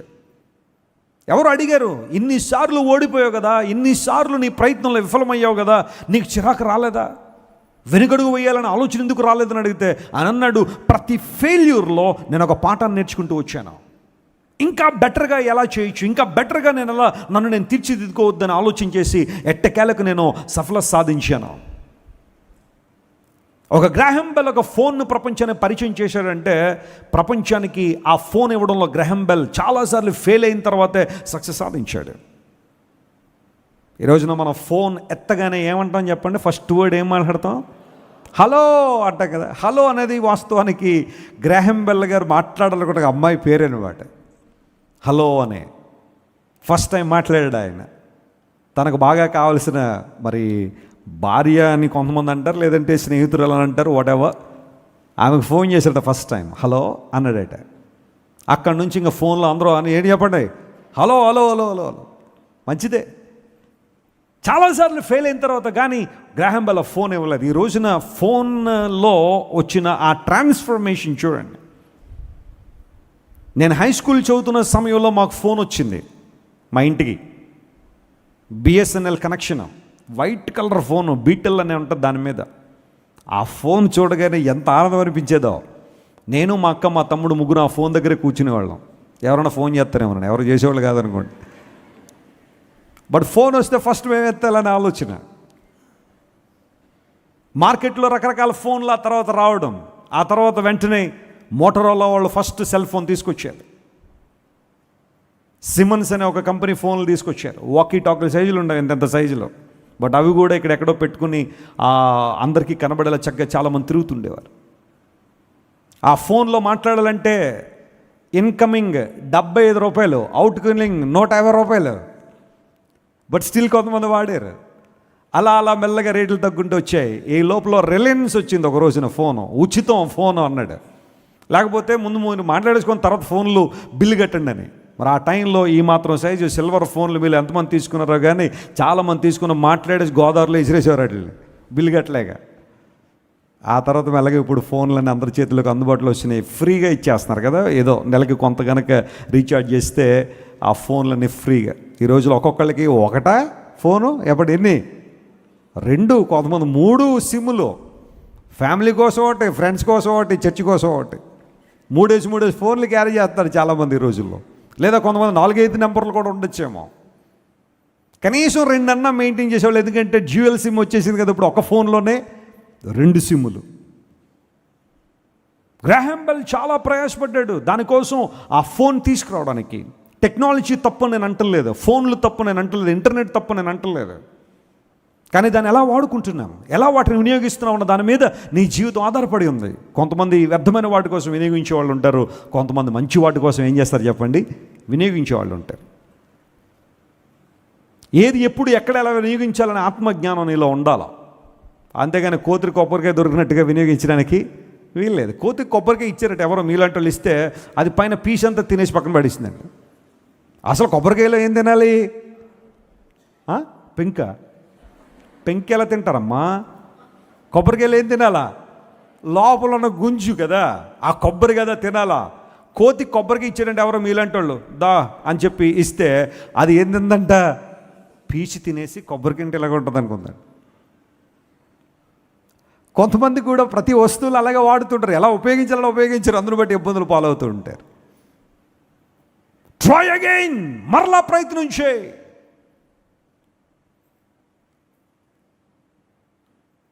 అశాంతితోనూ అసమాధానతోని జీవితం నింపుకోవడానికి లేదు. దేవుని వాగ్దానం ఉంది, క్రొత్త ద్రాక్షరసం క్రొత్త తైలము నీ గానుగుల పైన ఏమవుతుందట, పొర్లి పారుతుంది. గీహోన్ అనే మాటకు పొర్లి పారుట అని అర్థం. ప్రభు దగ్గరికి మనం వచ్చినప్పుడు దేవుడిచ్చే ఆనందం, నూతన సంతోషం, నూతన తైలము అనగా పరిశుద్ధాత్మ దేవునికి నింపుదల, ఆయన అభిషేకము, ఆయన కొరకు జీవించడానికి ఉపయోగపడే ఒక అద్భుతమైన సాధనం. పొర్లి పారే అనుభవంలోని దేవుడు మనం తీసుకొస్తున్నాడు. యెషయా గ్రంథం 66వ అధ్యాయం 12వ వచనం కూడా ఒకసారి మనం చదువుదాం. చూడండి. The book of Isaiah chapter 66 and verse 12. దానిలో ఈ మాట రాయబడింది, యెహోవా ఇలాగ సెలవిచ్చుచున్నాడు, ఆలకించుడి, నదివలే సమాధానము ఆమె యొద్దకు పారజేయుదును, మీరు జనముల ఐశ్వర్యము అనుభవించునట్లు ఒడ్డు మీద పొర్లిపారు జల ప్రవాహము వలె, చేసుకోండి, ఒడ్డు మీద పొర్లిపారు జల ప్రవాహము వలె మీ యొద్దకు దానిని రాజేతును, మీరు చంకను ఎత్తుకొనబడెదరు, మోకాళ్ళ మీద ఏం చేయబడతారు, మీరు ఆడించబడతారు. స్తోత్రం చెప్పండి, హల్లెలూయా. చంకను ఎత్తుకొనబడతారు అంటే ఇప్పుడు నన్ను ఎవరు ఎత్తుకుంటారని చూస్తున్నారేమో. ఇప్పుడు మేము ఎవరు ఎత్తుకోలేరులేండి, అది కాదు అక్కడ అర్థం. కొన్ని బైబిల్లో మనం లిటరల్గా అర్థాలు తీసుకోవడానికి లేదు. ఎత్తుకునబడుట అంటే గణపరచబడుట, హెచ్చింపబడుట. కృంగిపోయిన పరిస్థితుల్లో ఉన్న యెరూషలేమును దేవుడు ఆదరణ మాటలతో నింపుతున్నాడు. ఆమె అనే మాట ఇక్కడ యెరూషలేము ప్రజలకు సాదృశ్యంగా ఉపయోగించబడుతున్న పదం అది. ఆలకించుడి, నది వలె సమాధానము ఆమె వద్దకు పారజేయుదును, మీరు జనముల ఐశ్వర్యం అనుభవించినట్లు ఒడ్డు మీద పొర్లిపారు జల ప్రవాహముల వల్లే మీ జీవితంలో అద్భుతం చేస్తాను. నమ్మిన వారు స్తోత్రం చెప్పండి, హల్లెలూయా. అంటే వాళ్ళది మన దగ్గరికి వచ్చి పడిపోవాలన్న ఉద్దేశం కాదు అది. But God has a plan to satisfy his desires and to meet your needs according to his plan. దేవునికి నీ అవసరాన్ని ఎలా తీర్చాలో ఆయనకి తెలుసు. స్తోత్రం చెప్పండి, హల్లెలూయా. 400 సంవత్సరాలు ఇశ్రాయేలు ప్రజలు ఐగుప్తులో బానిసలుగా ఉంటే వారు దోచుకొనబడ్డారా లేదా? వారి శ్రమ దోచుకొనబడిందా లేదా? వారి సమయం దోచుకొనబడిందా లేదా? ఫరో వారికి కేవలం భోజనం మాత్రం పెట్టి, వారందరినీ హింస పెట్టి, బాధ పెట్టి, భయంకరంగా పని చేయించుకుని, పైథం అండ్ రామసేస్ అనే 2 పట్టణాలు కట్టించుకుని వాటికి తగిన మూల్యం చెల్లించక ఇశ్రాయేలు ప్రజలను బాధ పెట్టి అన్యాయానికి గురి చేసిన వారికి రావాల్సిందేది కూడా ఇవ్వకుండా అడ్డుకుంటే, నమ్మండి ప్రియ దేవుని బిడ్డలారా, కొన్ని 100 సంవత్సరాల పాటు వారు కోల్పోయిందంతా దేవుడు ఒక్క రాత్రిలోనే ఇశ్రాయేలు పిల్లలకి ఇచ్చాడు. గట్టిగా చప్పట్లు కొట్టి దేవుని మహిమపరచండి. That's the greatness of my God. ఒక్క రాత్రిలోనే ఐగుప్తు ప్రజలందరూ కూడా ఇశ్రాయేల్ దగ్గరికి వచ్చి, మీరు కనాను దేశం వెళ్తారట కదా, మీ పితరుల దేవుడు వాగ్దానం చేసిన దగ్గరికి వెళ్తున్నారట కదా, తీసుకోండి మా విండే, తీసుకోండి మా బంగారం అని వాళ్ళందరూ ఇచ్చి పంపించారని బైబిల్లో రాయబడింది.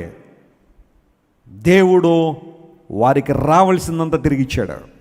ఈరోజు ఒకలాంటి కృంగుదన్నీలో ఉందా? వెస్లీ గారు చాలా కష్టపడ్డానండి ఆ యొక్క ఆఫీసులో, చాలామంది చాలా కష్టపడ్డాను, మా యజమాని దగ్గర ఏమి ఇవ్వలేదండి, నాకు ఏమీ చూసుకోలేదండి. ఏం కంగారు పడకు, దేవుడు ఒక రోజు నీకు ద్వారాలు తెరిచే రోజు ఉంటుంది. Praise the lord. ఆ రోజు ఎవరు ఆపినా నీ ఆశీర్వాదాలు ఆగేవి కావో. కీప్ మూవింగ్, అంతే, ముందుకు సాగిపో. ప్రభు నేను హెచ్చిస్తాడు. జనముల ఐశ్వర్యము ఒడ్డు మీద పారు ప్రవాహ జలముల వల్ల నీ దగ్గరికి వస్తుంది. ఒడ్డు మీద పారే ప్రవాహ జలాన్ని ఎవరైనా ఆపగలరండి? వరదను ఎవరైనా ఆపగలరా? రాజమండ్రిలో అప్పుడప్పుడు వరదలు వస్తూ ఉంటాయి. గోదావరి నదిలో వరద ఎవరైనా ఆపగలరా? ఆపలే. స్వేచ్ఛగా ఎక్కడ కావాలంటే అక్కడికి వెళ్ళిపోతుంటుంది. దేవుడు కూడా నీ ఐశ్వర్యాన్ని అలాగే ఒక వరద వల్ల నీ దగ్గర తీసుకొస్తాడు. నమ్మిన వారి గట్టిగా చప్పట్లు కొట్టి దేవుని మహిమపరచండి. Nothing is impossible with my God. దేవునికి అసాధ్యమైంది ఏది లేదు అని బైబిల్ సెలవిచ్చింది. తీసుకొస్తాడు ఆయన. నీకు దర్శనం ఉంటే దేవుడు ప్రొవిజన్ ఇవ్వడానికి ఎప్పుడు సిద్ధంగా ఉన్నవాడు. నేను నేర్చుకున్న నా జీవితంలో అదే.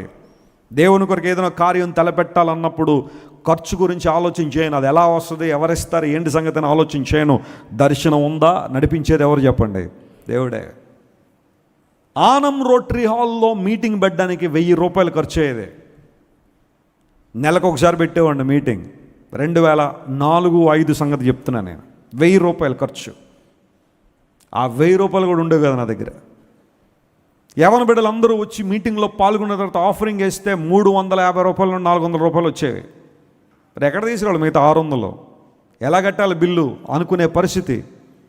ఆ రోజు మీటింగ్ అయిపోయిన తర్వాత అందరూ ఇంటికి వెళ్ళిపోయారు. కానీ ఆ సోమవారం నేను వెళ్ళి ఆ డబ్బులు కట్టాల్సిన పరిస్థితుల్లో ఆలోచన చేస్తున్నాడు, ప్రార్థనే చేసేవాడిని అనుకోండి. మా తల్లిదండ్రులు అడిగితే ఇస్తారు, కానీ నేను అడిగేవాడిని కాదు. ఎందుకంటే నా విశ్వాసాన్ని నేను ప్రాక్టీస్ చేయాలి దేవుని సేవలో.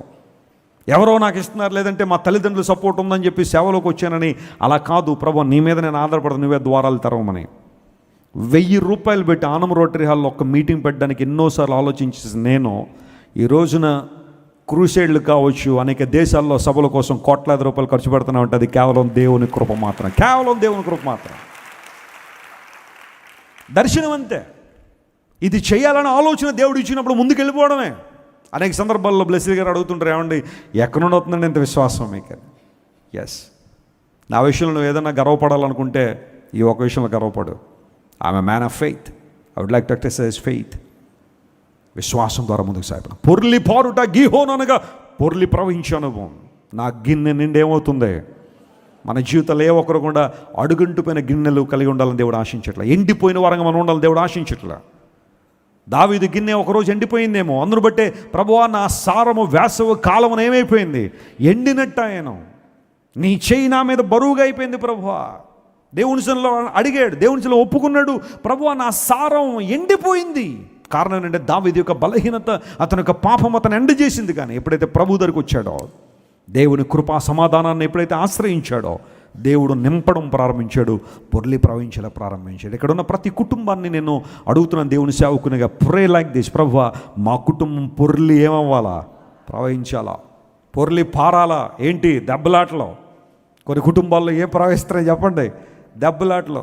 భర్త తాగేసి ఇంటికి వస్తాడు, ఇంటికి రాగానే భార్యని ఏదోటి అంటాడు, ఆమెకి చరిత్ర అంతా పునరావృతం అయిపోద్ది. ఎప్పటి నుంచి? 1972 నుంచి మొత్తం చరిత్ర అంతా తీస్తుంది ఆమె. ఈయన తెలిసిన చరిత్ర ఏం తీస్తాడు? మొత్తం దెబ్బలాటలు, గొడవలు, గందరగోళాలు. ఆఖరిగా కుటుంబం అంతా ఏమైందంటే దెబ్బలాటలతో ముగుస్తుంది రాత్రి. త్రాగుబోతుల సునాదాలు పొర్లి పారుతున్నాయి కొన్ని కుటుంబాల్లో. అక్రమ బంధాల జీవితాలు, లోక సంబంధ అనుభవాలు, సినిమా పాటలు, సినిమాలు భయంకరంగా కొన్ని ఇళ్లల్లో. మిర్తుపోడ్ అనే ప్రాంతంలో నాన్నగారు పరిచర్య చేసేవారు. ఒక నర్సు గారు ఉండారు. ఆమె నాన్నగారిని పిలిచి పరిచర్య ప్రారంభించారు. తర్వాత కొంతకాలం తర్వాత నాన్నగారిని ప్రక్కన పెట్టారు వాళ్ళు. అయితే ఆ సమయంలో మిర్తుపాడులో చాలా అద్భుతమైన సభలు జరుగుతున్నప్పుడు ఒక రోజున నాన్నగారు వెళ్ళి సువార్త ప్రకటిస్తుంటే ఆ మీటింగ్స్కి ముందే ఒక ఇంట్లో ఒక క్రిస్టియన్ ఫ్యామిలీ అంట, వాళ్ళు ప్రభువుని తెలిసిన వాళ్ళే, మీటింగ్కి రాలా. కారణం ఏమై ఉంటారు? కారణం ఏమై ఉండొచ్చు అంటే, టీవీలో ఏదో ప్రోగ్రామ్ వస్తుంది, స్పెషల్ ప్రోగ్రామ్. భార్య, భర్త, పిల్లోడు ముగ్గురు కూడా కూర్చొని చూస్తున్నారు దాన్ని. అరే సేవకులు వచ్చారు రాజమండ్రి నుండి, వాక్యం చెప్తున్నారు, ఇంటి ముందే మీటింగ్ జరుగుతుంది, వాక్యం విందాం. వాక్యం కరువు అయిపోతున్న రోజుల్లో మనం ఉన్నాం. సత్యమైన వాక్యాన్ని దైవజనులు ప్రకటిస్తారు, విందామని ఆలోచన లేదో టీవీ సౌండ్ ఎక్కువ పెట్టి ఆ కార్యక్రమం చూడడం ప్రారంభిస్తే, వాళ్ళు వాక్యం వినడం సంగతి అలా పెట్టండి, ఆ సౌండ్ మీటింగ్లో దాకా వస్తుంది. అది ఎవరు అభ్యంతరం? కొన్ని సందర్భాల్లో దేవుని కార్యాలకి ఎవరో అనుకుంటాం, ఎవరో కాదు. కొన్నిసార్లు దేవుని బిడ్డలను పిలిపించుకున్నారు, కొన్నిసార్లు అభ్యంతరాలు. డినామినేషన్ భేదాలు. వారు మా సంఘం కాదు, మా డినామినేషన్ కాదు, మాది తల్లి సంఘం, వాళ్ళది పిల్ల సంఘం. ఏం పిల్ల సంఘం, తల్లి సంఘం ఇది? నువ్వు తల్లి సంఘంలో ఉన్నంత మాత్రాన్ని మారు మనసు పొందకపోతే పరలోకానికి వెళ్తావు నువ్వు. ఈ రోజులు ఇది ఎక్కువైపోయింది. మా తల్లి సంఘం అండి, ఇవన్నీ పిల్ల సంఘాలని ఇప్పుడు వచ్చినాయి, ఇవన్నీ పిల్ల సంఘాలట. ఎప్పుడెప్పుడు నుంచి ఉన్నాయని తల్లి సంఘాలని. అసలు దేవుని వాక్యం ఏం చెప్తుంది? సంఘం అనగా క్రీస్తు రక్తము ద్వారా కనగబడిన సమూహం అని బైబిల్ చెప్తుంటే, కొంతమంది మాది ఎప్పటి నుంచో పురాతన కాలం వచ్చిన సంఘం తల్లి సంఘం, ఇప్పుడు వచ్చిన పిల్ల సంఘాల్లో, రేపు నుండి వచ్చేవన్నీ కూడా మనోడ సంఘాలు అంటారేమో మళ్ళీ. ఏంటా సంఘం గురించి ఏమైనా తెలిసిందా నీకు? లేఖనాలు సెలవిస్తున్నాయి, వాళ్ళు ఎందుకు రాలేదో మనకు తెలియదు. వాక్యం దైవజనులు చెబుతుంటే ఆ పిల్లగాడు సోఫాలో టకామన కింద పడ్డాడు, పడికి లేవట్లా. ఏమైందో తెలియదు. ఆ టీవీ, కలర్ టీవీ దగ్గరలో చూశాడేమో, మరి ఏమైందో తెలియదు. ఆ భయంకరంగా కింద పడిపోయాడు. తల్లి తండ్రి గుండెలు బాదుకొని ఎప్పుడు వచ్చారు మీటింగ్కి, అయ్యగారు మా కోసం ప్రార్థన చేయండి అని. ఇదొక డిస్టర్బెన్స్. మళ్ళీ ఇప్పుడు ప్రసంగం జరుగుతుంటే దైవజనులు ప్రసంగం ఆపి ఆ బిడ్డ కోసం ప్రార్థన చేసిన తర్వాత దేవుడు ఆ బిడ్డను తాకాడు. దేవుడు నా మన స్తోత్రం కలుగును గాక. ముందు వచ్చి కూర్చున్నారు వాళ్ళిద్దరు కూడా దేవుని సంఘంలో. ఏం పొర్లి పారుతున్నాయి ఇంట్లో? అసభ్యకరమైన మాటలు, అసభ్యకరమైన చిత్రాలు, అసభ్యకరమైన గుంపులు, అసభ్యకరమైన ఆ చాటింగ్లు బహుశా నీ కుటుంబంలో పొర్లి పారుతున్నాయా? బైబిల్ సెలవిస్తూ ఉంది, క్రొత్త తైలము క్రొత్త ద్రాక్షరసం గానుగుల పైన పొంగి పారుతుంది. గీహోను అనగా పొర్లిపారే అనుభవం. యేసయ్య ఏ హృదయంలో అయితే ఉంటాడో అక్కడ పొర్లిపారే అనుభవం ఉంటుంది. చెప్పలు కూడా దేవుని అనుమాయంపరచండి. హల్లెలూయా. పీషోను అనగా వ్యాపించుట, గీహోను అనగా పొర్లి పారుట. మూడో మాట దగ్గరికి వద్దాం చూడండి. మూడవ నది ఏమని చదువుకున్నాం చెప్పండి? హిద్దెకెలు అనే మాట, దాన్ని టైగ్రీస్ అని కూడా పిలుస్తారు. టైగ్రీస్ అనే నది కూడా పిలుస్తారు. దానియేలు గ్రంథంలో ఈ నదిని గొప్ప నది అని సంబోధించారు. చెప్పండి, ఏ నదిని సంబోధించారు? గొప్ప నది. ఇట్స్ ఎ గ్రేట్ రివర్ అని సంబోధించారు. టైగ్రీస్ అనే నది. ఈ హిద్దెకెల్ అనే మాటకు కూడా మంచి అర్థం ఉంది. బైబిల్లో రాయబడిన ప్రతి మాటకు అర్థం ఉన్నట్టుగానే హిద్దెకెల్ అనే మాటకు స్విఫ్ట్ అని అర్థం. స్విఫ్ట్ అనగా త్వరితముగా వేగముగా వెళ్ళునది అని అర్థం. చెప్పండి, స్విఫ్ట్ అనే మాటకు అర్థం ఏంటి? వేగముగా వెళ్ళినది. కారులో కూడా స్విఫ్ట్ అనే కారు ఉంటుంది. ఎవరికో ఇద్దరు ముగ్గురు ఉండదేమో ఇక్కడ కదా. మన సంఘంలో ఇప్పుడు చాలామంది కార్లు కొనే స్థాయికి వచ్చేసారు. దేవుడిని కృపను బట్టి మనకు పార్కింగ్ పెద్ద ప్రాబ్లం అయిపోతుంది. ప్రతి ఆదివారం అందరు కార్లు కొంటున్నారు, మంచిదే. స్విఫ్ట్ అనే కారు ఉంటుంది కదా, ఆ స్విఫ్ట్ అనే మాటకు అర్థం ఏంటో తెలుసా? వేగంగా ప్రవహించేది లేదా వేగంగా వెళ్ళేది. ఆ వేగం కూడా ఎలాంటిదంటే చాలా ఈజీగా పికప్ అయి త్వరగా ముందుకు వెళ్ళేది అని ఈ అర్థాలన్నీ రావడానికి ఈ స్విఫ్ట్ అనే మాట వాడతారు. హిద్దెకెల్ అనే మాట కూడా అర్థం అదే, వేగము, త్వరితము అని అర్థం.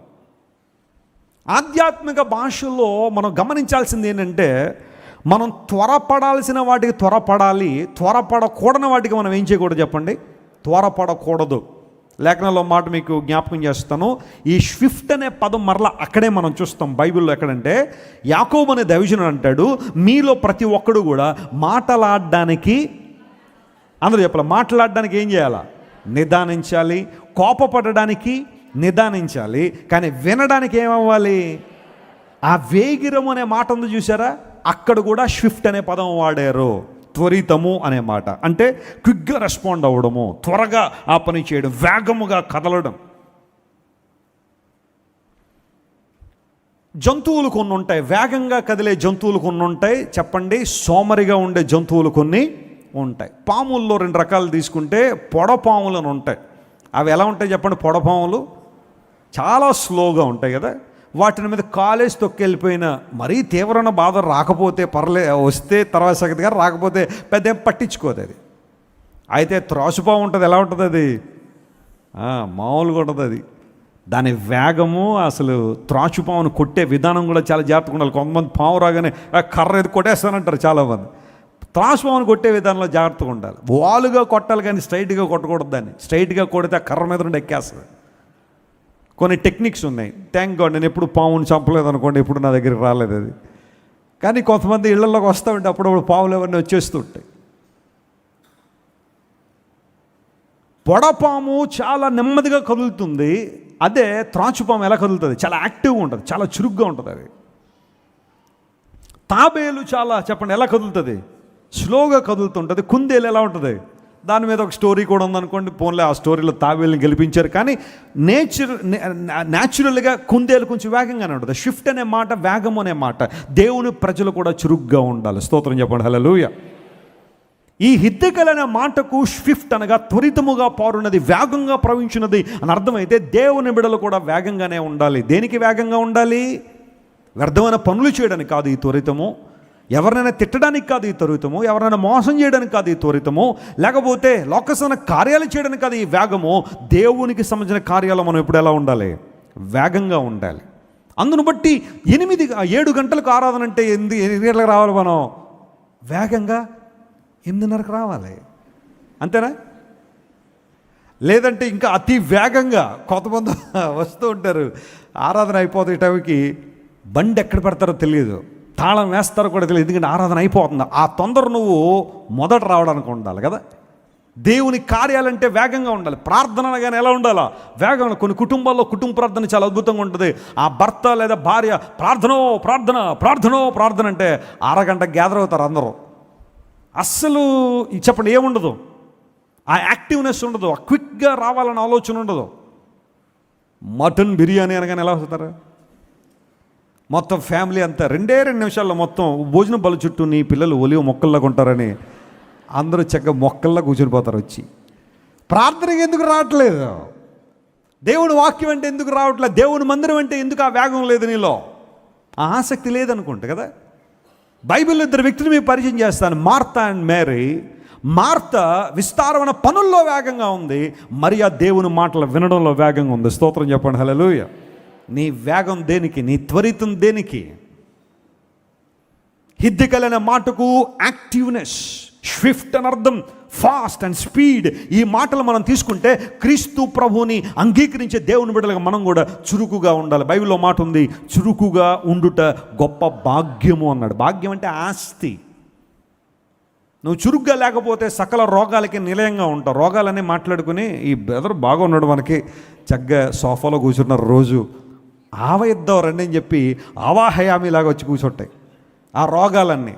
చురుగ్గా ఉన్నా పూర్వ దినాల్లో ఇలా అంటున్నానని ఏమనుకోకండి. స్త్రీల గురించి నేను మీరంటే చాలా గౌరవం, మాకు we respect is so much. Mother's Day రోజున కూడా మీకు చాలా అభినందించాం. మళ్ళీ వచ్చే సంవత్సరం కూడా చెప్తాను మీకు అభినందనలు.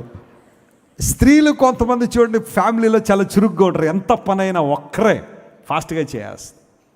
కొంతమంది ఉంటారు చూడండి చేయగలిగి కూడా చేయలేకపోతే అంటలా, ఏదైనా వ్యాధులు వచ్చో, మోకాళ్ళు నొప్పులు వచ్చో, వ్యాధులు వచ్చి ఒకచోట కూర్చోవడం తప్పు అట్లా, ఐఎమ్ సో సారీ. చేయగలిగి కూడా కొంతమంది ఏమండే భర్తను పిలుస్తారని ఉదయాన్నే, ఏమండే బ్రూ కాఫీ పట్టుకొచ్చేయండి. నువ్వేం చేస్తావండి? ఉదయాన్నే ఆల్రెడీ యూట్యూబ్లో ఏదో ప్రోగ్రామ్ ఆన్ చేసేస్తుందండి అమ్మగారు, అవి చూసుకోవాలండి రీల్స్. ఈయన వెళ్ళి బ్రూ కాఫీ పెట్టుకొచ్చి కొంచెం ఆ చేత్తో ఇల్లు తుడిసేయండి, కొంచెం ఆ చేత్తో బట్టలు ఉతికేయండి, ఆ చేత్తో వంట చేసేసి ఆఫీస్కి వెళ్ళిపోండి. మీరంటే నాకు చాలా ఇష్టం. మళ్ళీ ఎదుగా మాట, మళ్ళీ సాయంకాలం పనులన్నీ బాగా చెయ్యాలని. ఒక ఆయన ఇలాగానే నేను ఆఫీసులో వెళ్ళగానే నా భార్య చక్కగా స్వెటర్ సిద్ధం చేస్తుంది, హాట్ వాటర్ సిద్ధం చేస్తుంది స్నానం కోసం, చాలా చక్కగా చూస్తుండదు. ఎందుకు అని అడిగితే అంట్లు దోవేయడం అన్నాడట. ఈ ప్రిపరేషన్ అంతా దేనికంట? చురుగ్గా ఉండద్దమ్మా, నీ పని నువ్వు చేసుకోవద్దా? పూర్వదినాల్లో స్త్రీలు బట్టలు ఉతకడం దగ్గర నుంచి భోజనం సిద్ధపరచడానికి ఓ పొయ్యి ఉండేది, బొగ్గులు పొయ్యి కావచ్చు, మామూలు పొయ్యి, అందులో కట్టెలు పెట్టి ఒక గొట్టం ఉండేది. ఏం చేసేవారు? దానిలో ఉఫ్ఫు ఉఫ్ఫు అని ఊదేవారు. అలా ఊదడం వల్ల లంగ్స్ అన్నీ ఏం చేసేది చెప్పండి? పని చేసేది. ఇప్పుడు అవన్నీ లేనందువల్ల ఒక 60 సంవత్సరాల తర్వాత డాక్టర్ గారు ఎత్తున్నారు, ఒక ఊదమ్మ బాగా బాల్ ఇలా పైకి వెళ్తూ ఉంటుంది, ఊదు బాగా. ఇవన్నీ మనకి డాక్టర్ గారు ఇస్తేనే కానీ మనం ఏం చేయట్లేదు, అవన్నీ తీసుకోవట్లేదు. అక్కడ వరకు రాకుండా ముందుగానే చక్కగా అలాంటి పనులన్నీ చేయండి. బట్టలు తోడడం దగ్గర నుంచి అన్ని పనులు చక్కగా చేసుకుంటూ, పూర్వదినాల్లో పెద్ద వ్యాధులు ఉండేవి కాదు. పురుషులు కూడా అంతే. కొంతమంది భార్యను ఇంటిలో స్లేవ్గా చూస్తారు, బానిసగా. కొంతమంది ఇళ్లలో చూడండి పెళ్ళైన తర్వాత పని మనిషిని ఆపేస్తున్నారంట. ఎందుకంటే కాళ్ళు వచ్చింది కదండి. నిజంగా అది ఎంత, అప్పటిదాకా పని మనిషి ఉన్నది ఇంట్లో పని చేస్తుంది, కోడలు రాగానే పని మనిషిని ఆపేస్తున్నారు చాలామంది. సరే మీకు ఇబ్బందులు ఉంటే, ఫైనాన్షియల్ ప్రాబ్లమ్స్ లాంటి అందరి ఆమోదయోగ్యంలో చేయడం ఓకే, కానీ ఇంకా ఇంటెల్లపాతి పని అంతా కోళ్ళ మీదకి నెట్టేసి కొంతమంది వేరుశెనగ గుళ్ళు తిట్ట కూర్చుంటారు ఇంట్లో. జాగ్రత్త సహోదరుడా, నీవు కూడా పని చేయాలా, ఒళ్ళుంచి పని చేయాలా. ఆదాముకు హవ్వకు దేవుడు ఏదైనా తోట ఇచ్చిన తర్వాత ఏమన్నాడు వాళ్ళని? మీరు రోజు శుభ్రంగా చక్కగా ఫలములు తినేసి, నదిలో నీళ్లు తాగేసి చక్కగా ఇద్దరు పడుకున్నాడు ఆయన. ఏం చేయాలి? దాన్ని సేద్యపరచండి, కాపు కాయండి అనే మాట దేవుడు వాడాడు. బాధ్యత, ఎవరి బాధ్యతలు వాడు గుర్తించాలి. కుటుంబంలో హిద్దికల్ అనగా వేగంగా ప్రవహించేది, స్విఫ్ట్నెస్, వేగముగా స్పందించేవారు. దేవుని మాటకు, ఆయన సేవకు, ఆయన పరిచర్యకు వేగంగా స్పందించే అనుభవం నీలో ఉందా? మన చర్చిలో ఒక సాక్ష్యం చెప్పగలను, చాలామంది ఉన్నారు అలాంటి వాళ్ళు. ఒక సాక్ష్యం చెప్పగలను. గార్డ్ గారు అనే ఒక సోదరులు మన చర్చిలో ఉండేవారు. ఆయన ఫారెస్ట్ డిపార్ట్మెంట్లో పనిచేసేవారు. ఎంత అటెంటివ్గా ఉండేవారంటే, నాన్నగారు ఏ టైంలో ఫోన్ చేసినా, అది ఒకవేళ సాయంకాలం కావచ్చు, మధ్యాహ్నం కావచ్చు, కొన్ని సందర్భాల్లో ఎప్పుడైనా ఏదైనా అవసరం వచ్చి మిడ్ నైట్ ఫోన్ చేసినా ఒకే ఒక్క రింగ్లో, అయ్యగారు ఏం చేయమంటారు, ఎక్కడికి వెళ్ళమంటారు. కొంతమంది దేవుని పరిచర్యకనేసరికి వాయిదాలు వేసేయడం. ఇప్పుడు కాదండి, ఇంకా నేను బెటర్ అవ్వాలండి, ఇంకా నేను బాగుండాలండి, ఇంకా నేను ఇది సాధించాలండి అన్న ఆలోచనలో దేవుని పనికి రెస్పాండ్ అవ్వట్లేదు చాలామంది. దేవుని పని అంటే రెస్పాండ్ అవ్వలేకపోతున్నారు. ఏదైనా ఒక నీడ్ కనబడినప్పుడు, దేవుని మందిరంలో ఏదైనా ఒక అనీవెన్గా ఒక 4 చైర్లు అలా పక్కన పడిపోతే ఎవరో చూసుకుంటారని వెళ్ళిపోతున్నావు, లేదా నువ్వు కాసేపు ఆగి వాటిని సర్దుపెట్టి వెళ్తున్నావు. ఆ బాధ్యత ఉందా దేవుని ఇంట్లో? నీ ఇంట్లో అలా ఉంటే నువ్వు ఎలా అయితే సర్దుకుంటున్నావో దేవుని ఇంటిని అలా పట్టించుకుంటున్నావా? బల్ల అయిన తర్వాత కమ్యూనియన్ ప్యాకులు తీసుకెళ్ళి బయట అక్కడ అవి ఉన్నాయి దానిలో వెయ్యండి అంటే వింటున్నావా నువ్వు మాట? చేరు కింద పడేసి వెళ్ళిపోతావా? ఎవరు తెస్తారు అది? ఎవరు తీయాలి నీది? మళ్ళీ 4 సెరవులు పెట్టాలి నీ కోసం. బల్ల అయిన తర్వాత అది పట్టుకెళ్ళి బయట బిన్స్ ఉన్నాయి దానిలో పడేయండి. మీరు ఎక్కడ పడితే అక్కడ పడేయడానికి లేదు. మళ్ళీ 2 రోజులు పడుతుంది అవన్నీ క్లీన్ చేయండి కొన్ని సందర్భాల్లో. Do it, be responsible in the church of God. దేవుని మందిరంలో రెస్పాన్సిబుల్గా ఉండండి. ఇక్కడ కాకపోతే రేపొద్దున మరో చోట ట్రాన్స్ఫర్ అయి వెళ్తే అక్కడ కూడా అలాంటి పద్ధతిని ఆచరించు. దేవుని పని అనేసరికి ముందుండో. నీ శక్తి, నీ బలం, నీ జ్ఞానం దేవుని కోసం వినియోగించావు. ఎద్దికలు అనగా స్విఫ్ట్ అనగా వేగముగా స్పందించడం. దేవుని ప్రజలు ఎలా ఉండాలి చెప్పండి? యెషయా గ్రంథం దగ్గర రండి ఒకసారి. ఒక మాట త్వరగా నేను చెప్పి ముగిస్తాను, సమయం అయిపోయింది. యెషయా గ్రంథం 5వ అధ్యాయం 26-27 వచనాలు చదువుకుందాం. The book of Isaiah chapter 5 verses 26 and 27. ఆయన దూరముగా ఉన్న జనములను పిలుచుటకు ధ్వజమునెత్తెను. భూమి అంతము నుండి వారిని రప్పించుటకు ఏలగొట్టును. అదిగో వారు త్వరపడి వేగముగా వచ్చుచున్నారు. అదిగో వారు ఎలా వస్తున్నారట? త్వరపడి వేగముగా. దేవుడు ఏలగొడితే, దేవుడు ఏల వేస్తే వారందరూ ఎలా వచ్చారట? వేగముగా వచ్చుచున్నారు. వారిలో అలిసిన వాడేనను తొట్టిల్లు వాడేనను లేడు. వారిలో ఎవడను నిద్రపోడు కునుకడు. వారి నడికట్టు విడిపోదు. వారి పాద లక్షల వారు తెగిపోదు. వారి బాణములు వాడిగలవి. వారి విండ్లన్నీయు ఎక్కువ పెట్టబడినవి. చప్పట్లు కొట్టి దేవుని మహిమపరచును. హల్లెలూయా. ఇన్ని ప్రివిలేజెస్, ఇన్ని ఆశీర్వాదాలు ఎందుకు వచ్చినాయి తెలుసా? ఒకే ఒక్క విధేయత. దేవుడు ఏలగొట్టినప్పుడు లేదా ఆయన పిలిచినప్పుడు వారు త్వరపడి ఎలా వచ్చారట చెప్పండి? వేగంగా వచ్చారట. స్తోత్రం చెప్పండి. హల్లెలూయా. భర్తమై దేవుని కోసం కేకలు వేశాడు. ప్రభువా, దావీదు కుమారుడా, రక్షకుడా, యేసు నన్ను కరుణించిన కేకలు వేస్తే ప్రభువారు వెళుతున్న వారు అక్కడ నిలబడి భర్తమైని పిలవండి అనగానే లేఖనాలు సెలవిస్తున్నాయి. మార్క్స్ వార్త 10వ అధ్యాయం 2 చదివితే దానిలో ఏముంటుంది తెలుసా? భర్తమయి లేచి, ఆ లేవడం కూడా ఎలా లేచిలేడు తెలుసా? దిగ్గున లేచి ఎక్కడికి వచ్చాడట? దేవుని దగ్గరికి వచ్చాడు. ఏమని అనుకుంటాడు? దిగ్గున లేకపోతే ఏమో ప్రభు వెళ్ళిపోతాడేమో, ఆయన నేను మిస్ అయిపోతానేమో, ఆయన మరల నాకు దొరకడేమో, నా ఈ బానిసత్వం నుండి, ఈ భయంకర గుడితనం నుండి, ఈ భయంకర పేదరికం నుండి విడుదల చేసే దేవుడు ఆయనే, ఆయన్ని మిస్ అవ్వకూడదని చెప్పి ప్రభు రమ్మనగానే దిగ్గున లేచి వెళ్ళాడట. దిగ్గున లేచి అనుభవం అనగా he responded so quickly to the voice of God. వారు వేగముగా వస్తున్నారు. వారిలో అలిసిపోయిన వాళ్ళు లేడు. వారు నిద్రపోరు కునుకరు. వారి పాద రక్షల వారు తెగిపోదు అని బైబిల్ చాలా స్పష్టంగా తెలియజేస్తుంది. ఈ ప్రివిలేజెస్ అన్ని మనకు కావాలంటే హిద్దికెలు ఏ విధంగా త్వరగా ప్రవహిస్తుందో మనం కూడా దేవుని మాటకు అలాగే లోబడు వారంగా, ఆయన కార్యాల పట్ల అదే ఆసక్తిని కలిగి వారంగా ఉండాలి. Praise the lord. 4వ నది ఏమన్నారు చెప్పండి?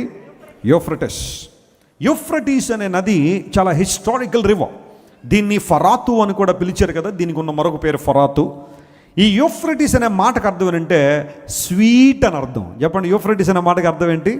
స్వీట్ అనగా తీయనిది లేదా మధురము అని అర్థం. అలా అని చెప్పి యూఫ్రటీస్ నదిలో నీళ్లు తీయగా ఉంటానని అంటలా. దాని అర్థం మాట్లాడుతున్నాను. యూఫ్రటీస్ అనగా మధురమైనది, తీయనిది అని అర్థం. యేసు ప్రభువును అంగీకరించిన తర్వాత మన జీవితాలను కూడా దేవుడు ఎలాగ మార్చాడు చెప్పండి? మధురంగా మార్చాడు. ఒకప్పుడు మనలో ఈ మధురం లేదు. ఒకప్పుడు మనలో ఈ తీయనిదనం లేదు. ఈ స్వీట్నెస్ మనలో లేదు. ఒకప్పుడు చాలా కరుగ్గా ఉన్నాం. మన మాటలు అనేక మందిని బాధించాయి. మన నిర్ణయాలు అనేక మందిని వేధించాయి. మన యొక్క ఉద్దేశాలు అనేక మందికి ఇబ్బందికరంగా మారాయి. కానీ క్రీస్తు ప్రభువును అంగీకరించినప్పుడు మన జీవితాలను దేవుడు ఎలా మార్చాడు? ఆయన మధురంగా మార్చాడు. మీరు ఇంటికి వెళ్ళిన తర్వాత యోహాను సువార్త 2వ అధ్యాయం 11 వచనాలు చదివితే యేసు ప్రభు చేసిన మొదటి అద్భుతం ఒకటి రాయబడింది. ఏంటో చెప్పగలరా? అది దేవుడు నీటిని ఎలా మార్చాడు? ఆయన ద్రాక్షారసంగా మార్చాడు. Ordinary water turn into wine. అలా అని చెప్పి వైన్ అన్నారని చెప్పి ఆల్కహాల్తో ఉన్న ద్రాక్షరసం తాగమని బైబిల్ చెప్పట్లేదు. ఇక్కడ ద్రాక్షారసం, అక్కడ వైన్ అనే పదానికి ద్రాక్షారసం అనే ఆ మాటను మనం ట్రాన్స్లేట్ చేస్తే నీళ్లు, రుచి లేని నీళ్లను దేవుడు రుచి కలిగిన ఆ ద్రాక్షారసంగా దేవుడు మార్చాడు. ఆధ్యాత్మిక అర్థం ఏంటంటే ఒకప్పుడు ప్రభు దగ్గరికి రానంతకాలం మనందరం ఆర్డినరీ, మనందరం కూడా విలువలేని వారమే, మనందరం కూడా భయంకరమైన జీవితాలు కలిగిన వారమే, మారాలాంటి అనుభవాన్ని కలిగిన వారమే. మారా అనే మాటకు అర్థం ఏంటి? చేదు. మన మాటలు చేదు, మన చూపులు చేదు, మన ఆలోచనలు చేదు, మన అలవాట్లు చేదు, మన స్వభావం చేదు, మన బిహేవియర్ చేదు, మన నడక సమస్తం చేదైపోయిన పరిస్థితిలో ఉన్న మనలను యేసయ్య తన రక్తం పెట్టి కడిగి కొనుక్కుని ఎలా మార్చాడు ఆయన? మధురంగా మార్చాడు ఆయన. మారా నీళ్లు మధురంగా మార్చబడినట్టుగానే మన జీవితాల ప్రభు చేతిలో పెట్టుకున్నప్పుడు మధురంగా మార్చాడు. ఇప్పుడు మన సంభాషణలో మధురము, మన ఆలోచనలో మధురము, మన స్థితిగతుల్లో మధురాన్ని దేవుడు మనకిచ్చాడు. పరమగీతల గ్రంథంలో మాట నేను చూశాను, ఆ మాట చెప్పి ముగిస్తాను, జాగ్రత్తగా గమనించండి. పరమగీతల గ్రంథం 2వ అధ్యాయం 14వ వచనం మనం చదివితే దానిలో ఒక చక్కని మాట పరిశుద్ధాత్మ దేవుడు రాయించాడు. పరమగీతల గ్రంథం 2వ అధ్యాయం 14వ వచనం, బండ సందులలో ఎగురు నా పావురమా, పేటు బీటల ఆశ్రయించు నా పావురమా, నీ స్వరము మధురము, నీ ముఖము మనోహరము, నీ ముఖము నాకు కనబడనిమ్ము, నీ స్వరము నాకు వినబడని. పరమగీతాల్లో పావురము 2 ప్రాముఖ్య అంశాలకు పోల్చబడింది. ఒకటి పరిశుద్ధాత్మ దేవునికి, రెండవది ఆయన సంఘానికి. హల్లెలూయా. ఇప్పుడు నీ స్వరము మధురము అంటే దేవుని బిడ్డలుగా మన స్వరం ఎలా ఉండాలి చెప్పండి? మధురంగా ఉండాలా, కఠినంగా ఉండాలా? నువ్వు దేవుని బిడ్డవని ఎలా లెక్కించచ్చో తెలుసా? ముందు నీ మాటల్లో సౌమ్యతను బట్టే. కొందరి మాటలు చాలా కరుగ్గా ఉంటాయి, బాధిస్తాయి. ఒక మాటలో చెప్పాలంటే కత్తుల్లో పొడుస్తూ ఉంటాయి. మాట్లాడేది చాలా చక్కగా మాట్లాడుతున్నట్టే ఉంటారు, కానీ ఎవరికి తగలాలో ఆ మాటలు తగిలి వారిని ఏం చేస్తుంటే చెప్పండి?